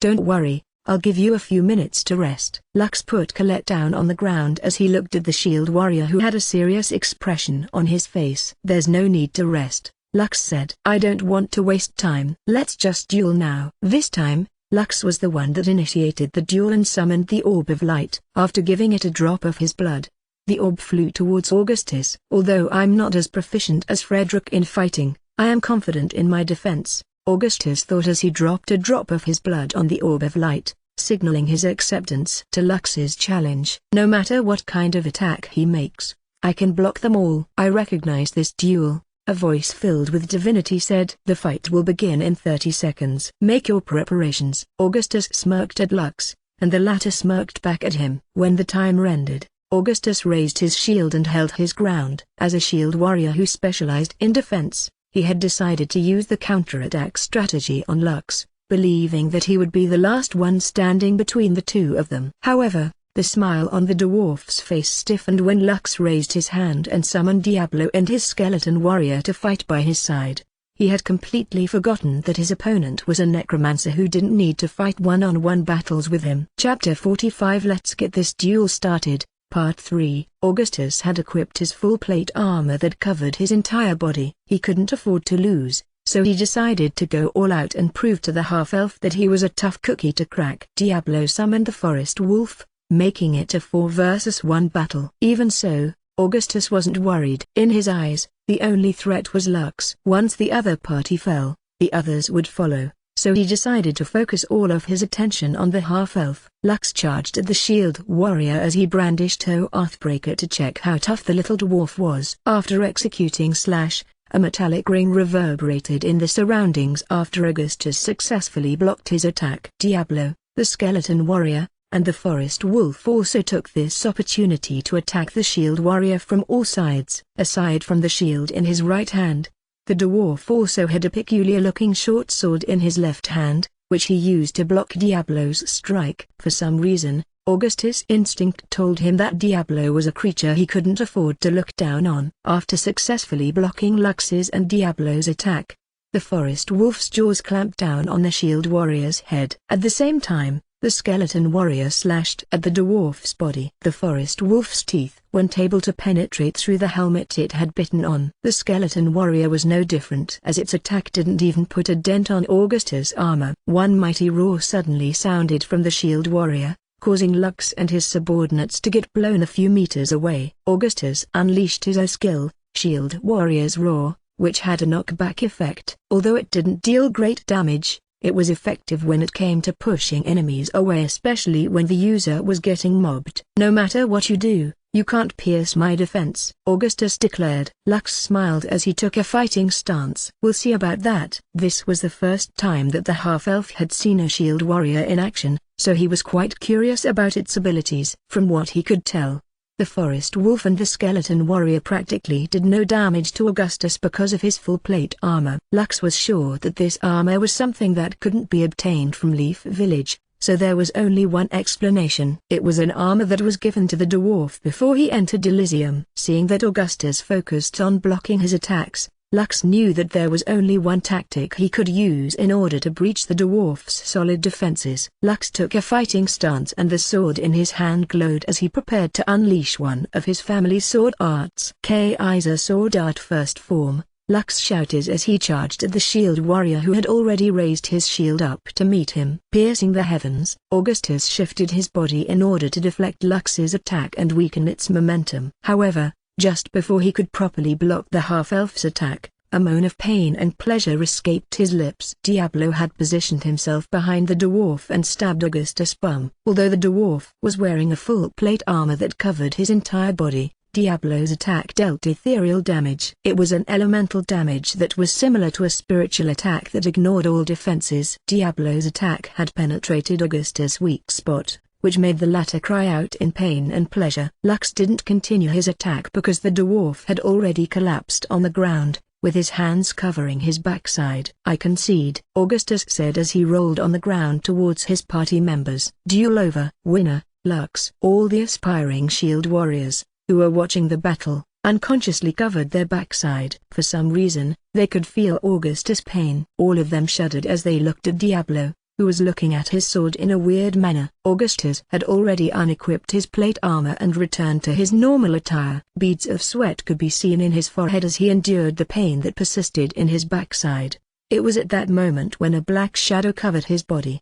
The shield warrior looked up only to see Diablo looking down on him. This made Augustus' body unconsciously shudder as he backed away while shielding his backside with both hands. "The battle is already over," Augustus stated in shame and embarrassment. "What do you want?" Diablo ignored him and simply walked toward the panicking dwarf who was frantically hiding behind Frederick. Without another word, Diablo reached out to touch Augustus' robe and did the unthinkable. To everyone's surprise, the skeleton who was wearing a black armor used the shield warrior's robes to wipe its sword. Although it was hard to tell the facial expression on the skeleton's face, everyone could vaguely feel the trace of disgust in Diablo's face, as he wiped Tranquility's tip zealously. Lux didn't know if he should laugh or cry at his named creature's actions. Just like everyone else, he was also caught off guard by Diablo's act, which showed that it was a very intelligent creature. After making sure that his weapon was now clean, Diablo patted Augustus' head before walking towards its master, Lux. The half-elf knew that he had to defuse the situation, so he decided to settle things in a peaceful manner. "That was a good fight," Lux said with a smile. "Although we all started off on the wrong foot, everything can be settled if we all sit down and talk in a civilized manner. Since you want the bladed claw and the exoskeleton, I am willing to sell it to your party at a 90% discount of the market price. You can buy the bladed claws for 5 gold coins and the exoskeleton for 3 gold coins. How does that sound?" Frederick knew that Lux was trying to settle things peacefully, so he readily agreed to his condition. Although they still had to pay a total of 8 gold coins, it was already a very low price considering that these materials could be used to craft a high-quality weapon and set of armor. "You have a deal," Frederick said as he extended his hand for a handshake. Lux held the dwarf's hand and shook it firmly. For him, the Pteromantis' bladed claws and exoskeleton were not a big deal to give up. Anyway, he could simply hunt the Pteromantises at his leisure when Diablo, and his other summons, achieved a higher rank. Making the dwarves his enemies for materials that he could hoard in the future was simply not worth it. This was why he decided to take a step back and give Frederick and the Shadow Tempest party a way to resolve the issue without escalating things. After the successful trade, Lux took Colette and her party members to the inn to eat. Robin politely declined, using the excuse that he still had things to do, and left without waiting for anyone's reply. Colette and the others watched him go with a sigh because they were used to Robin always doing things at his own pace. Lux didn't think much about it and herded the Golden Slayers off to eat and drink to their heart's content. In a house located inside Leaf Village. "Find any information that you can about the half-elf," Robin ordered the dwarves who were kneeling in front of him. "I want to know everything about him." "Now, go." "Yes, sir." All the dwarves left the house and headed in different directions. Since their master had given them an order, they would fulfill it to the best of their abilities. "Lux von Kaiser," Robin muttered. "Just how did you arrive here in the kingdom of Gwiliven? Just what is your goal?" Robin was very wary of Lux because his father had warned him that associating with children from other races would just lead to trouble. Of course, he didn't believe this advice completely because he hadn't met any other races in the Dwarven kingdom of Gwiliven, but although he didn't know if other races could be trusted or not, he was still very curious about the half-elf who had suddenly appeared out of nowhere. "I'll find out your true colors soon," Robin said softly. "If you are a threat to this kingdom, I will make sure that you will never be heard from again." Chapter 46 Lux's Business Partners. 3 days had passed since the duel between Lux and Shadow Tempest party. A commotion happened in the Figaro Gardens, which made all the dwarves leveling in the area abandon it completely. According to the report of those who managed to flee in time, the red-striped predator mosquitoes and the obsidian-spiked mosquitoes were regularly conducting swarm raids in the Figaro Gardens. Because of this, most of the dwarves decided to boycott the north zone of the beginner village. In fear of getting themselves surrounded by thousands of blood-sucking mosquitoes, the Adventurers Guild had also issued a Class B extermination mission to clear the pests that were becoming a threat to the outer area of the beginner's village. The village chief, Sedwin, was also worried that if things continued to get out of hand, another monster outbreak would occur and, this time, they would be fighting against swarms of mosquitoes that thirsted for blood. The elders of Leaf Village believed that the threat the mosquito swarm posed had even surpassed that of the undead army that had raided their village not long ago. Grandma Annie, the old woman that had fought alongside Lux during the monster outbreak, had a grim expression on her face as she voiced her opinion. "I think we need to stock more food in our underground shelter," Grandmani proposed. "Unlike the undead army, these mosquitoes can get past our defenses because they can fly. Also, the paralyzing effect of their bites can cause countless casualties on our side. It is best to not fight them, and just wait until they leave the village." Sedwin and the elders of the village nodded their heads. "Fortunately, all the houses and other establishments of our village have underground basements," Sedwin said. "If going to the shelter is impossible, hiding in the underground basement is also an option. As long as the mosquitoes don't see any live targets, they will leave on their own." One of the elders rubbed his beard as he made his concern known. "Has there been any news from the stronghold of Noria?" "We sent someone to inform them of the current threat we are facing a day ago. We should have gotten an answer from them by this time," Sedwin sighed. "I'm afraid the stronghold is busy right now." Our neighboring village, Lindo, was attacked by a notorious bandit group. Their warriors of Noria are scouring the nearby areas to find their main camp, but the bastards are like slippery eels that couldn't get caught. "It will take a while before they can spare us some manpower to handle this threat." Grandmani shook her head in disappointment after hearing the news, but there was nothing that they could do about it. They were not the only villages that were under the protection of the stronghold of Noria. Other people needed help from them as well, so they needed to handle the situation on their own for the time being. "Tell the Adventurers Guild to issue an announcement to the villagers, as well as the foreigners, that going to the Figaro Garden is forbidden," Grandmani stated. "Although it is impossible to close off the entire area, giving a warning to everyone should at least have enough effect." Everyone in the room nodded their heads as they concluded their meeting. They set out to do their assigned tasks to ensure that their village would not suffer many casualties if another monster outbreak were to happen. East Zone, Aspiration Plains. "It's too bad we can't go to the Figure Gardens," Colette said. She was sitting on top of a carriage. "I heard that there have already been 2 casualties due to the mosquitoes' mob strikes in the garden," Matty commented from the side. "It is better to stay away from that place for the time being." Helen, the cleric of the group, nodded. "Let the adults handle this matter. This is something that is beyond our abilities." "By the way, where is Big Brother?" Helen had started to imitate Colette, calling Lux Big Brother as well. It didn't seem wrong either since he was the oldest and tallest in their party.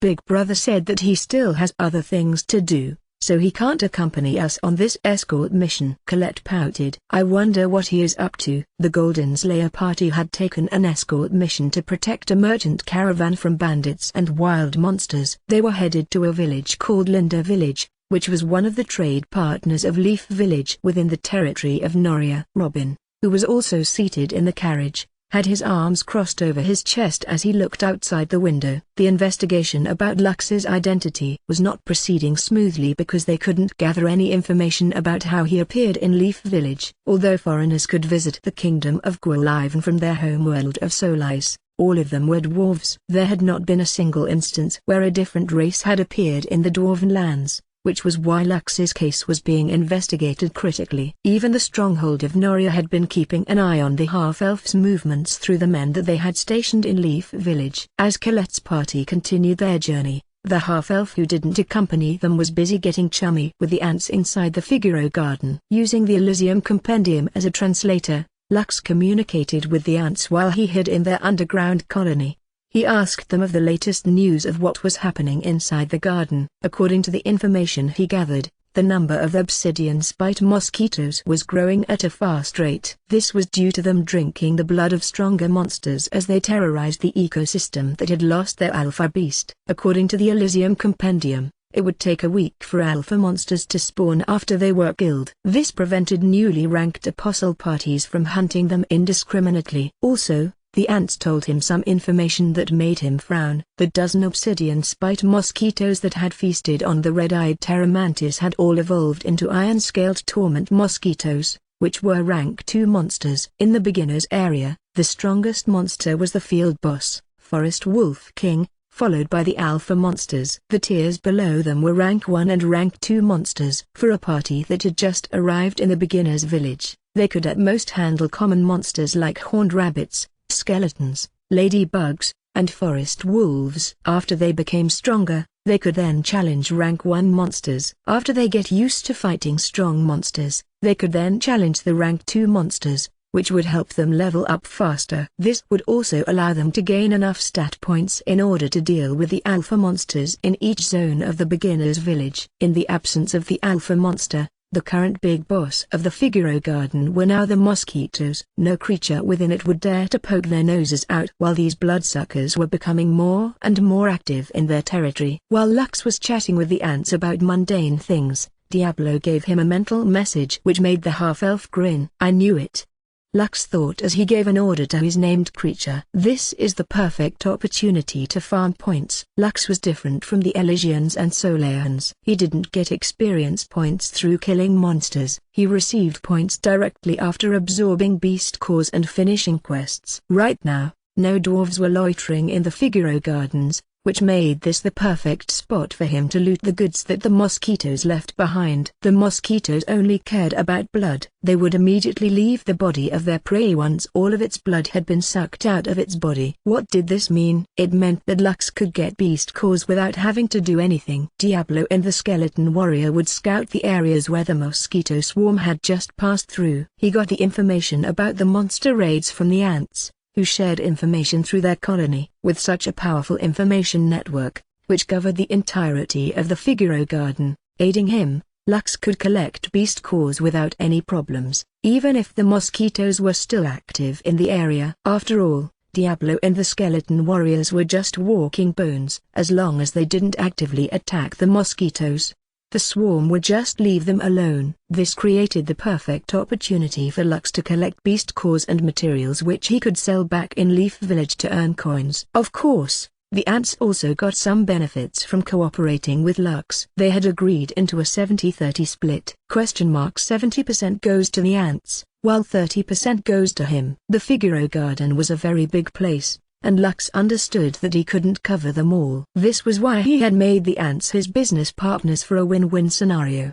His skeletons would scout the area to tell them if the coast was clear. After that, the ants would then send their scavenging parties to haul the dead bodies of the monsters back to their colonies. This partnership allowed the ants to safely stock up on their food sources, without worrying about being targeted by the troublesome mosquitoes that could poke them to death. Lux would then get 30% of the beast cores of rank 1 and 2 monsters, as well as their materials after the ants had collected their bodies. Although the number of rank 1 and 2 monsters only numbered about a dozen or so, having 2 to 5 beast cores a day was something that Lux wouldn't dare pass up. I/N, in case I haven't mentioned it before, the people in Solis that go to Elysium can level up to become stronger. Likewise, the people of Elysium also level up by fighting monsters and using beast cores. Once their combined stat points reached a certain threshold, they would be able to break through the rankings. Chapter 47. I just did what was needed to be done. A week had passed since Lux had holed himself up in the Figaro Garden and he was still conducting his business with the ants. Although the Adventurers Guild had announced that going to the Figaro Gardens was forbidden,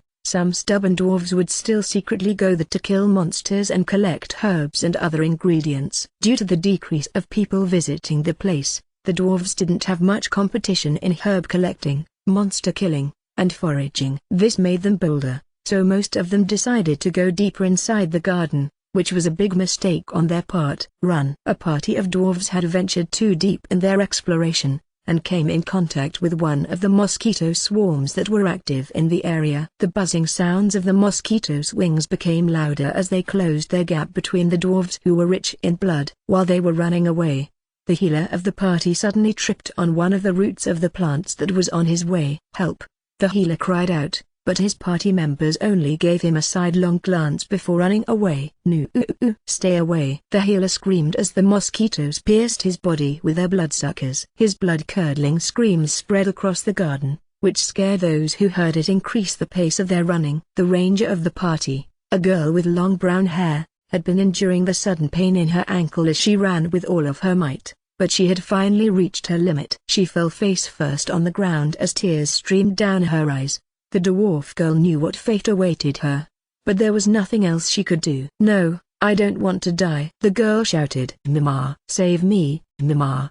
It was at that moment when her body was grabbed by something, making her scream with all of her might. Her screaming only lasted for only a brief moment, before it disappeared completely. "SHT, we shouldn't have come." The leader of the party cursed internally. We should have only stayed on the outskirts. I have been too greedy. No matter how much he cursed himself, it was already too late. Another scream echoed in the garden which made the leader subconsciously shudder. He had asked his teammates to spread out in order to increase their chances of survival. However, the screams he just heard sounded close to his location. It only meant one thing, and that was that the monster swarm was hot on his trail. Using everything he had, the dwarf ran as fast as he could like there was no tomorrow. Even though he could already feel a stinging pain in his chest, he ignored it and only ran as fast as he could. This allowed him to widen the gap between him and the mosquito swarm. A few hours later, he would come to discover that he was one of the only 3 survivors of his party of 6. The dwarf girl, who had sprained her ankle earlier, hung limply in Diablo's arm.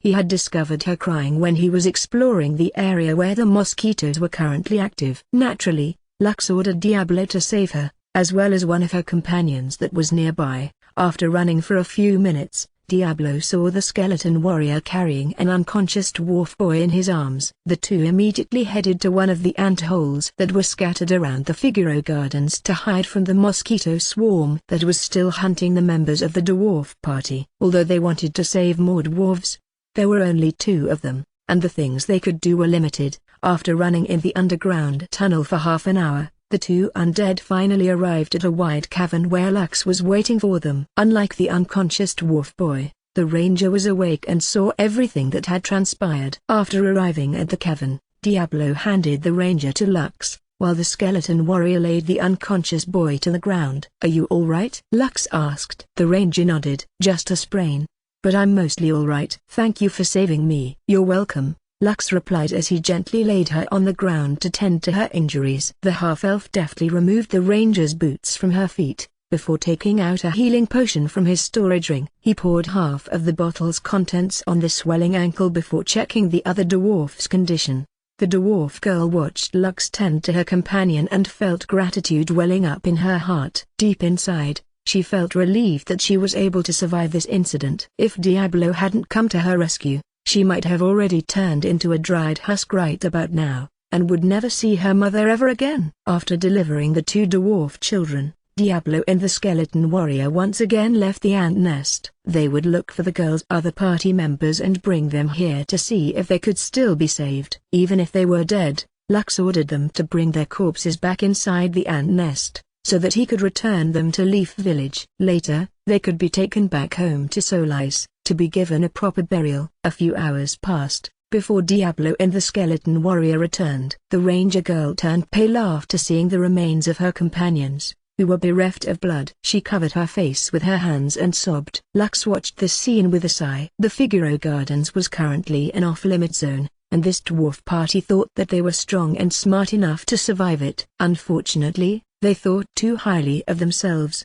which led to this tragic ending. Half an hour later, the unconscious boy awoke from his slumber. What followed next was a screaming fit after he saw what remained of his companions. It took a while for Lux to calm the panicking dwarf. Fortunately, in the end, he regained his composure. "Stay here for the time being," Lux said to the 2 surviving dwarves before placing the remains of their companions inside his black coffin. The coffin could store dead and dying humanoid creatures inside them, but Lux couldn't use its main ability because he hadn't met the necessary requirements. Also, he didn't want to do it as well. If he were to turn the dwarves into undead, he was sure that every dwarf in Leaf Village would hate him, even if his intentions were good. Since that was the case, the least he could do was bring their bodies back to the village and let their friends return them to Solis to get buried. "A swarm is currently active near the exit of the garden," Lux said to the 2 dwarves after receiving Diablo's report. "We will return to the village once they decide to return to their nest."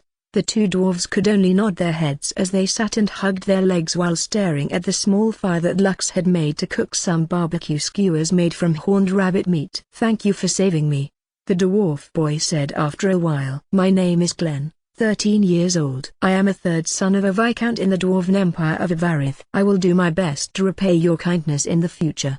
The dwarf girl raised her head as she stared at Lux with an embarrassed expression on her face. She had completely forgotten to introduce herself to the half-elf after he had saved her. "My name is Megan, 14 years old." Megan bowed her head. "I'm only of commoner birth, but I thank you for saving me. I can't give you a reward because my family is poor, but if there's any way I can repay you, just ask. I will do my best to return the favor." Lux nodded as he also introduced himself to the two dwarves who were looking at him with grateful expressions on their faces. Lux said, "I don't need any repayment. I just did what needed to be done.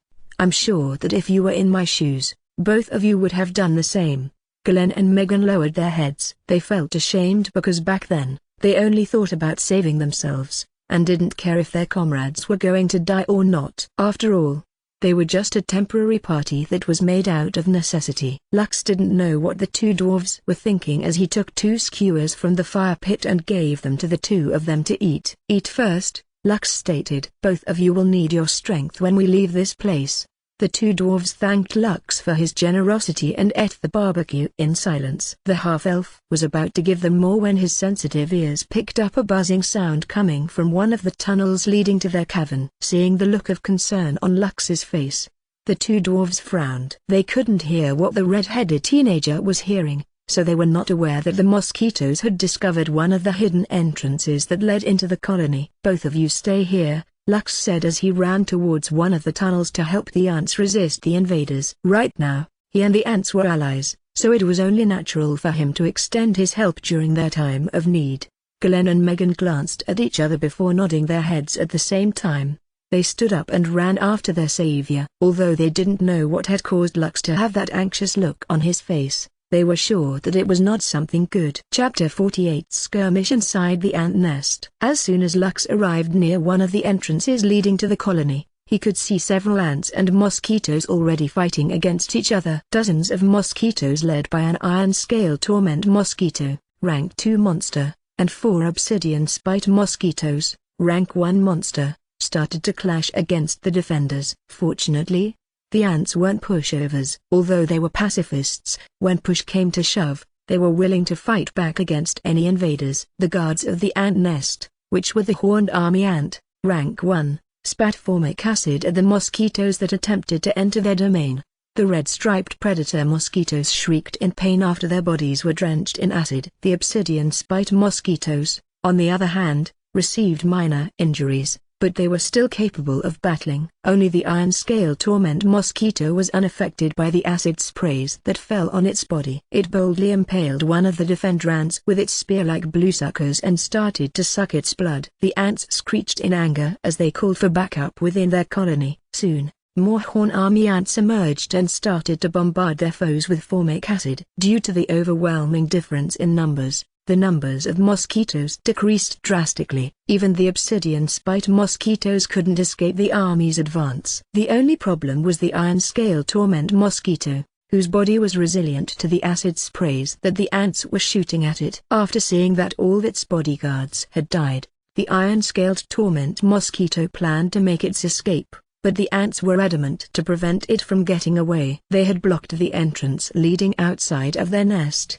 effectively trapping the last invading monster within. The ants had climbed the walls and the ceiling of their nest, and lunged at the invader who was trying its best to remain in the air. However, after several ants had taken hold of its body, it lost its ability to fly, and fell to the ground. It was at that moment when the ants showed their superiority as they mobbed the scale torment mosquito like a bunch of gangsters out for blood. Shrieks and screeches emerged from the cavern as the ants bit, pulled, and tore the mosquito apart. When the helpless mosquito had lost its ability to fly, 3 ants that were 2 meters tall emerged from the depths of the ant nest. Lux knew the name of this ant species because he had seen them while traversing the countless passages of the underground maze that had been built by the ants. Armored jaws, Lux muttered as he saw the rank 2 defenders of the ant colony. The bodies of these ants were as hard as steel. Using their powerful mandibles, they grabbed hold of the iron-scale torment mosquito's body and tore it apart. Lux watched the scene unfold with a calm expression on his face. The reason why he was confident in having the ants become his business partners was due to the fact that they were the true overlords of the Figaro Garden.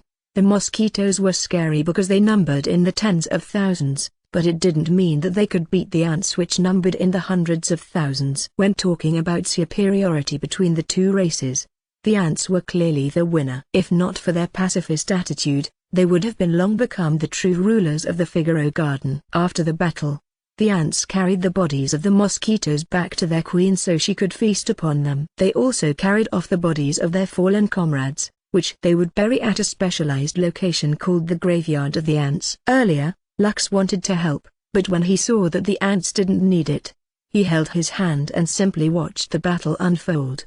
Glenn and Megan looked at the dead mosquitoes with lingering fear because they knew that if it weren't for Lux's help, they would have died a very painful and horrific death. Lux approached one of the guard ants and took out his Elysium compendium to communicate. After getting the information he needed, he bid the ant goodbye and signaled for Glenn and Megan to follow him. This tunnel will lead us to the surface. It is also the entrance that the mosquitoes use to infiltrate the ant nest, Lux explained. But you don't have to worry. The mosquitoes in this area have all been killed, so it is safe to use this passage to return to Leaf Village. The two dwarves nodded in understanding. Diablo, come forth, Lux ordered. Skeleton warrior, you come here as well. Immediately, a black knight and a skeleton warrior appeared in front of them. Check the entrance and the surrounding area for any mosquitoes, Lux commanded. Make sure to extend your search, to ensure that the path towards Leaf Village doesn't have any danger. Diablo and the skeleton warrior nodded their heads as they ran towards the surface. Several Horn Army ants walked past Lux and the two dwarves to resume their duties in guarding their nest. The three followed behind the ants because it would be safer that way. After a quarter of an hour of scouting, Diablo informed the half-elf that the coast was clear, and no threats were in sight. Hearing his trusted subordinate's report, Lux led the two dwarves back to Leaf Village without encountering any monsters along their path. Thank you for saving me again, Glenn bowed. I promise to repay this favor in the future. Me, too, Megan said firmly. I will return this favor. Lux nodded. Please, take care of the bodies of your comrades and return them to their families. Glenn and Megan sadly nodded their heads because this was the least that they could do for their party members that had fallen in battle. Glenn, Megan, thank goodness you are alive, a dwarf shouted as he ran in their direction.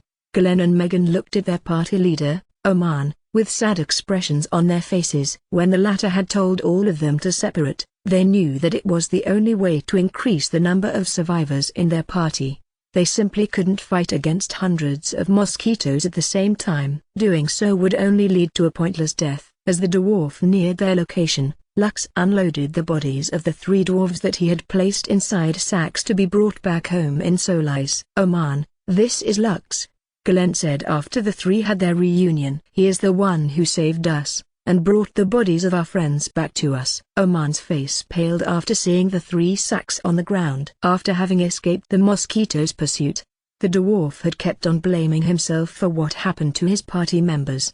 He really thought that he was the only one that survived and was ridden with guilt. Before seeing Glenn and Megan, Oman had already resolved to go back to the Figaro Garden to find the bodies of his party members and give them a proper burial. Thank you, Sir Lux. Oman bowed his head. If there comes a time that you will need my help, just say a word. Even at the cost of my life, I will help you to the best of my ability. Oman tapped his chest 3 times with his closed fist. This was a gesture that dwarves did when they made an absolute pledge to someone with their life on the line. Lux looked at the dwarf who had blonde hair and brown eyes who was looking at him with a serious expression on his face. Understood, Lux replied. If there will really come a time when I will need your help, I will not hesitate to call you. After spending time with the dwarves, the half-elf already understood how serious they were when it came to pledges. Because of this, he accepted Oman's promise because it was the right thing to do. Just return the bodies of your friends to their loved ones, and do not step into the Figaro Gardens again for the time being,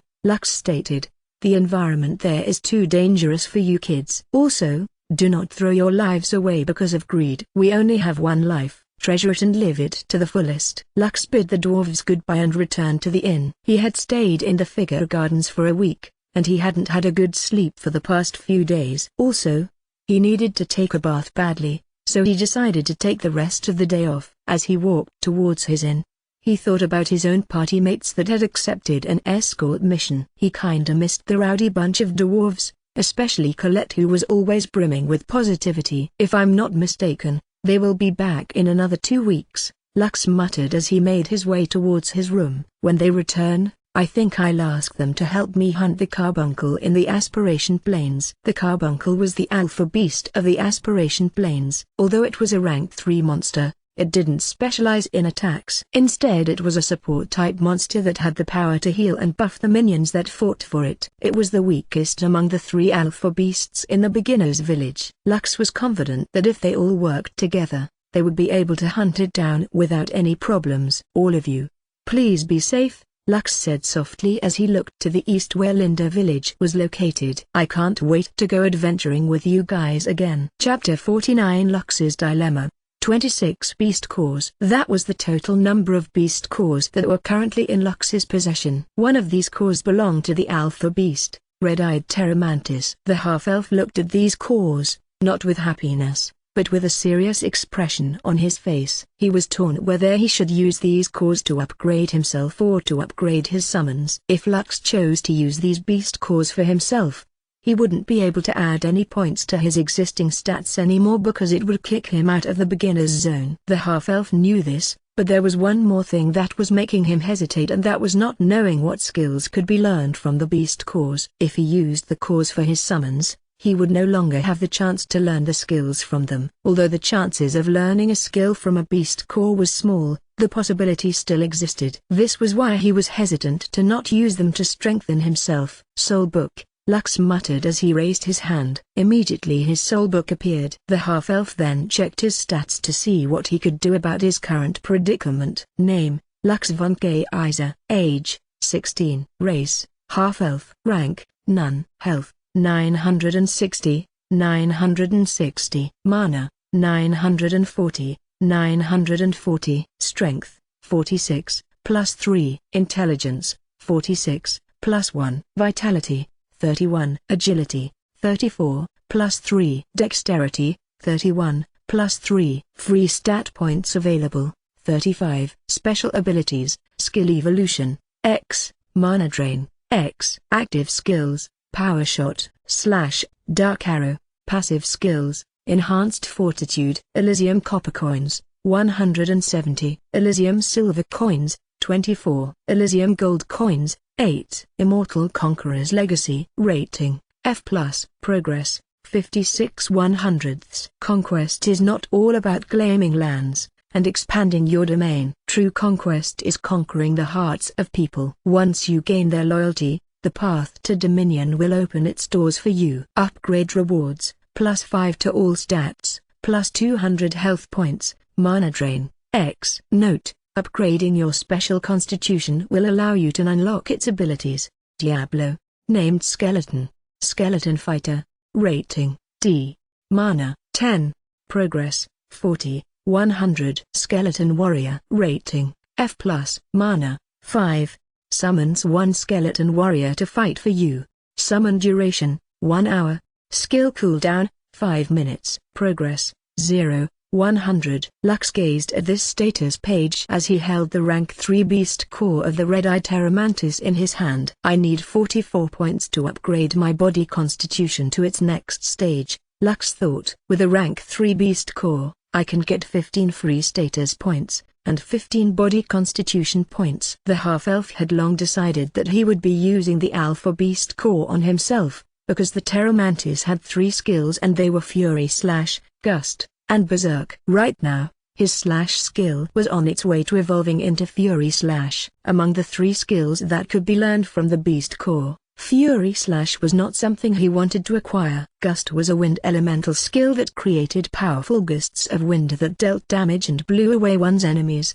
Berserk, on the other hand, was a very useful ability that doubles one's stat points for a brief period of time. However, it had a downside. When the berserk state faded away, the user would have their stats halved as they fell into a weakened state for a period of time. This was also why the red-eyed Pteromantis fell to the mosquito swarm. After losing half its health points, the backlash of the weakened state made it unable to resist the mosquitoes and died under their suppression. Okay, I will upgrade my body constitution, then focus the remaining upgrades on Diablo and the Skeleton Warrior.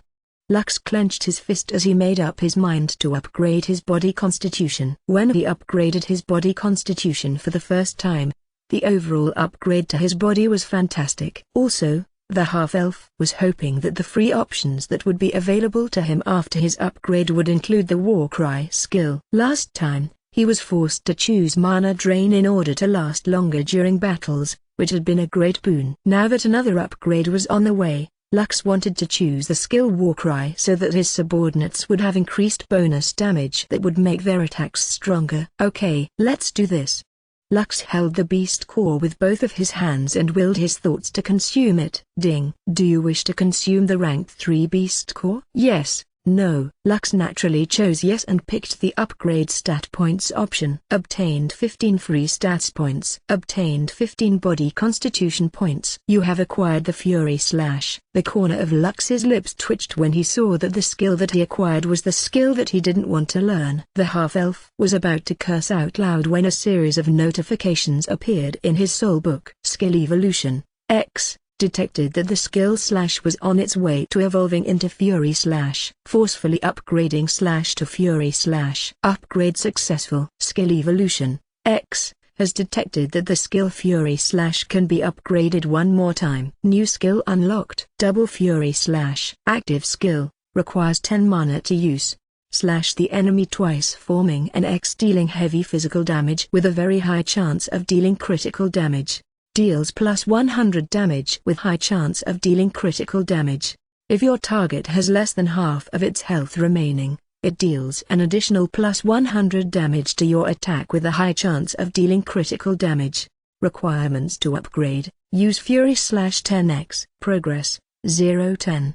You can use Fury Slash and double Fury Slash anytime once the requirement has been met. Lux blinked at the information in front of him before his initial annoyance turned into happiness. Not bad. Lux grinned after seeing the new skill that was added in his collection. The half-elf then used 3 more rank 1 beast cores and successfully upgraded his body constitution to the next level. Ding. Congratulations. Your body constitution has been upgraded. Choose one from among these 3 options as your bonus reward. Option 1, dash plus 50 permanent points to vitality. Options 2, Warcry, plus 30 physical and magical damage to you and your allies. Duration, 5 minutes. Cooldown, 10 minutes. Options 3, item transmutation.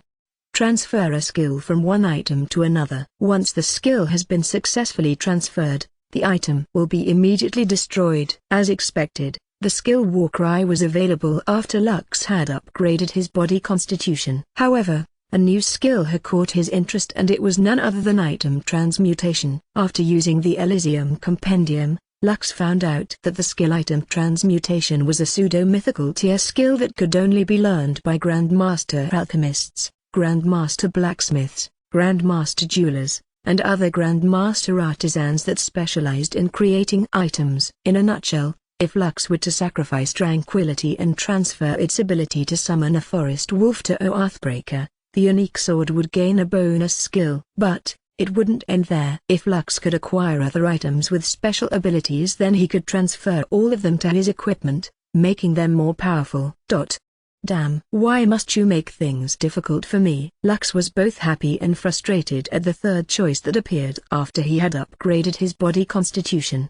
His initial choice was to get Warcry, but now that the skill item transmutation has appeared, he was having a hard time deciding between the two. Right now, Lux was in a dilemma. Just like last time, he wasn't sure if the skill item transmutation would still be there after he upgraded his body constitution again. For him, a pseudo-mythical skill like item transmutation would allow him to have overpowered equipment if he played his cards right. Lux could see the skill's potential. He even thought of buying cheap equipment with special skills so he could attach them to his own equipment. Simply put, this was a money-burning skill with great payoff. Chapter 50. A fun thing to see. Fine, Lux muttered after an intense internal struggle. So be it. I choose you. Item transmutation. Skill evolution. X detected a new skill. Since the skill is learned from your body constitution upgrade and not from a beast core, evolution requirements will be waived. Item transmutation. X. Transfer up to 2 skills, or weapon attributes, from one item to another. Once the skills or attributes have been successfully transferred, the sacrificed item will immediately be destroyed. Immortal Conqueror's Legacy. Rating E. Progress 0-200. Conquest is not all about claiming lands, and expanding your domain. True conquest is conquering the hearts of people. Once you gain their loyalty, the path to dominion will open its doors for you. Upgrade rewards, plus 1000 health points, item transmutation, X. Bonus reward, plus 1 summon skeleton skill. You will be able to summon 2 more skeletons to fight for you. Note: upgrading your special constitution will allow you to unlock its abilities. Yes. Lux raised his hand in excitement after seeing the bonuses that he got after upgrading his body constitution. This is so freaking awesome. He already expected that the item transmutation skill could evolve to its next form, but the thing that he didn't expect was that he would get a bonus reward for his summoning skill. Before, he could only summon 1 skeleton warrior, but now he could summon 3. Counting Diablo and his other skeleton warriors, he now had a total of 4 summons he could use to fight along his side. This greatly increased his manpower in one fell swoop. 24 beast core remaining. Lux eyed the beast cores in his possession. 20 of those beast cores were from rank 1 monsters, while 4 were from rank 2 monsters. Lux opened up Diablo's page in the soul book to check the points he needed to upgrade his trusted partner. Diablo. Named Skeleton. Skeleton Fighter. Rating, D. Mana, 10.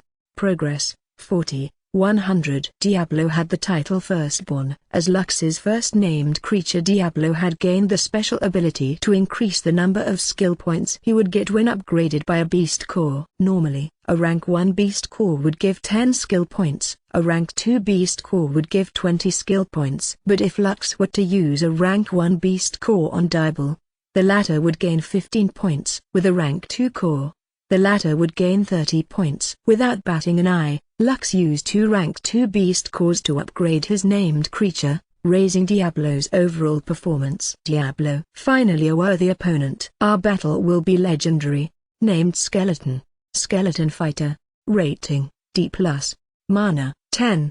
Progress, 0. 300. Health, 1275. 1275. Mana, 840. 840. Attack, 70 to 95, plus 20 damage from tranquility. Attack type, ethereal damage. Strength, 43, plus 1. Intelligence, 42. Vitality, 41, plus 2. Agility, 42, plus 2. Dexterity, 42, plus 2.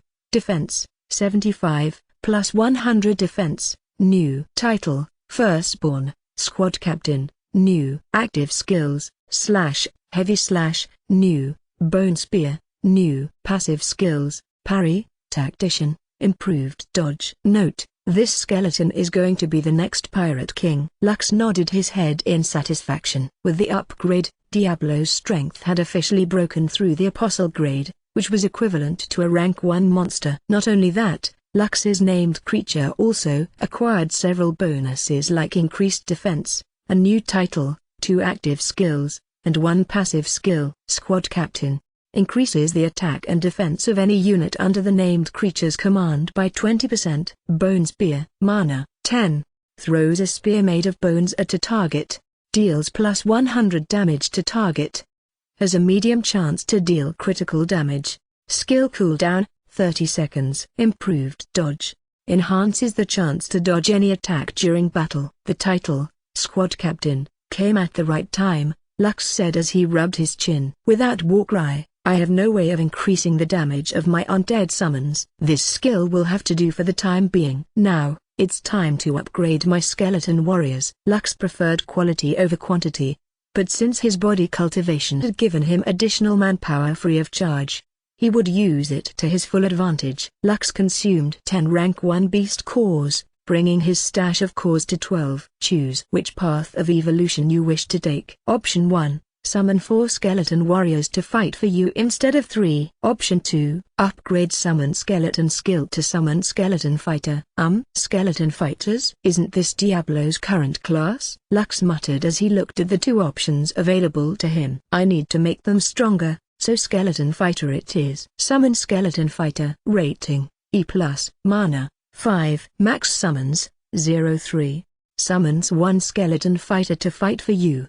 Summon duration, 1 hour. Progress, 0. 100. After upgrading the skeleton warrior to skeleton fighter, It had also gained the passive skill parry, which allowed it to deflect attacks then follow up with a counterattack. Lux used 10 more beast cores to upgrade his skeleton fighters one more time, bringing his stockpile of beast cores down to 2. Choose which path of evolution you wish to take. Option 1. Summon 4 skeleton fighters to fight for you instead of 3. Option 2. Allow skeleton fighters to use basic tactical formations in battle, allowing them to effectively fight as a team. Option 2 it is. Lux chose the second option without batting an eye. Teamwork was important in any battle. The half-elf understood this concept. With Diablo as the squad captain of the group, they would be able to launch effective attacks against their enemies, and use their numbers as an advantage. Summon Skeleton Fighter. Rating, D. Mana, 5. Max summons, 0-3. Progress, 0-200. Summons 1 skeleton fighter to fight for you. Summon duration, 1 hour. Health points, 250. Attack, 20 to 35. Active skills, / passive skills, parry. Note, your skeleton fighters will gain great improvements on their next upgrade. Lux sighed after looking at his soul book.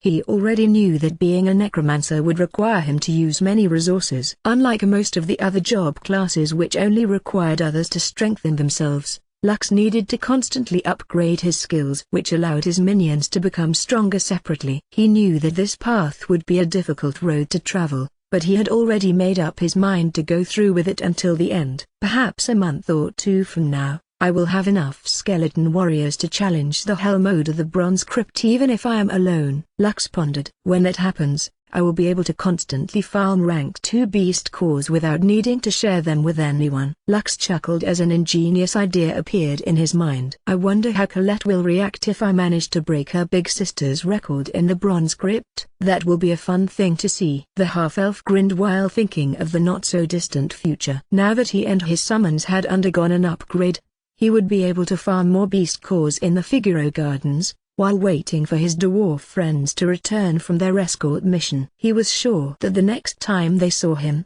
they would be surprised at how much he improved while they were away.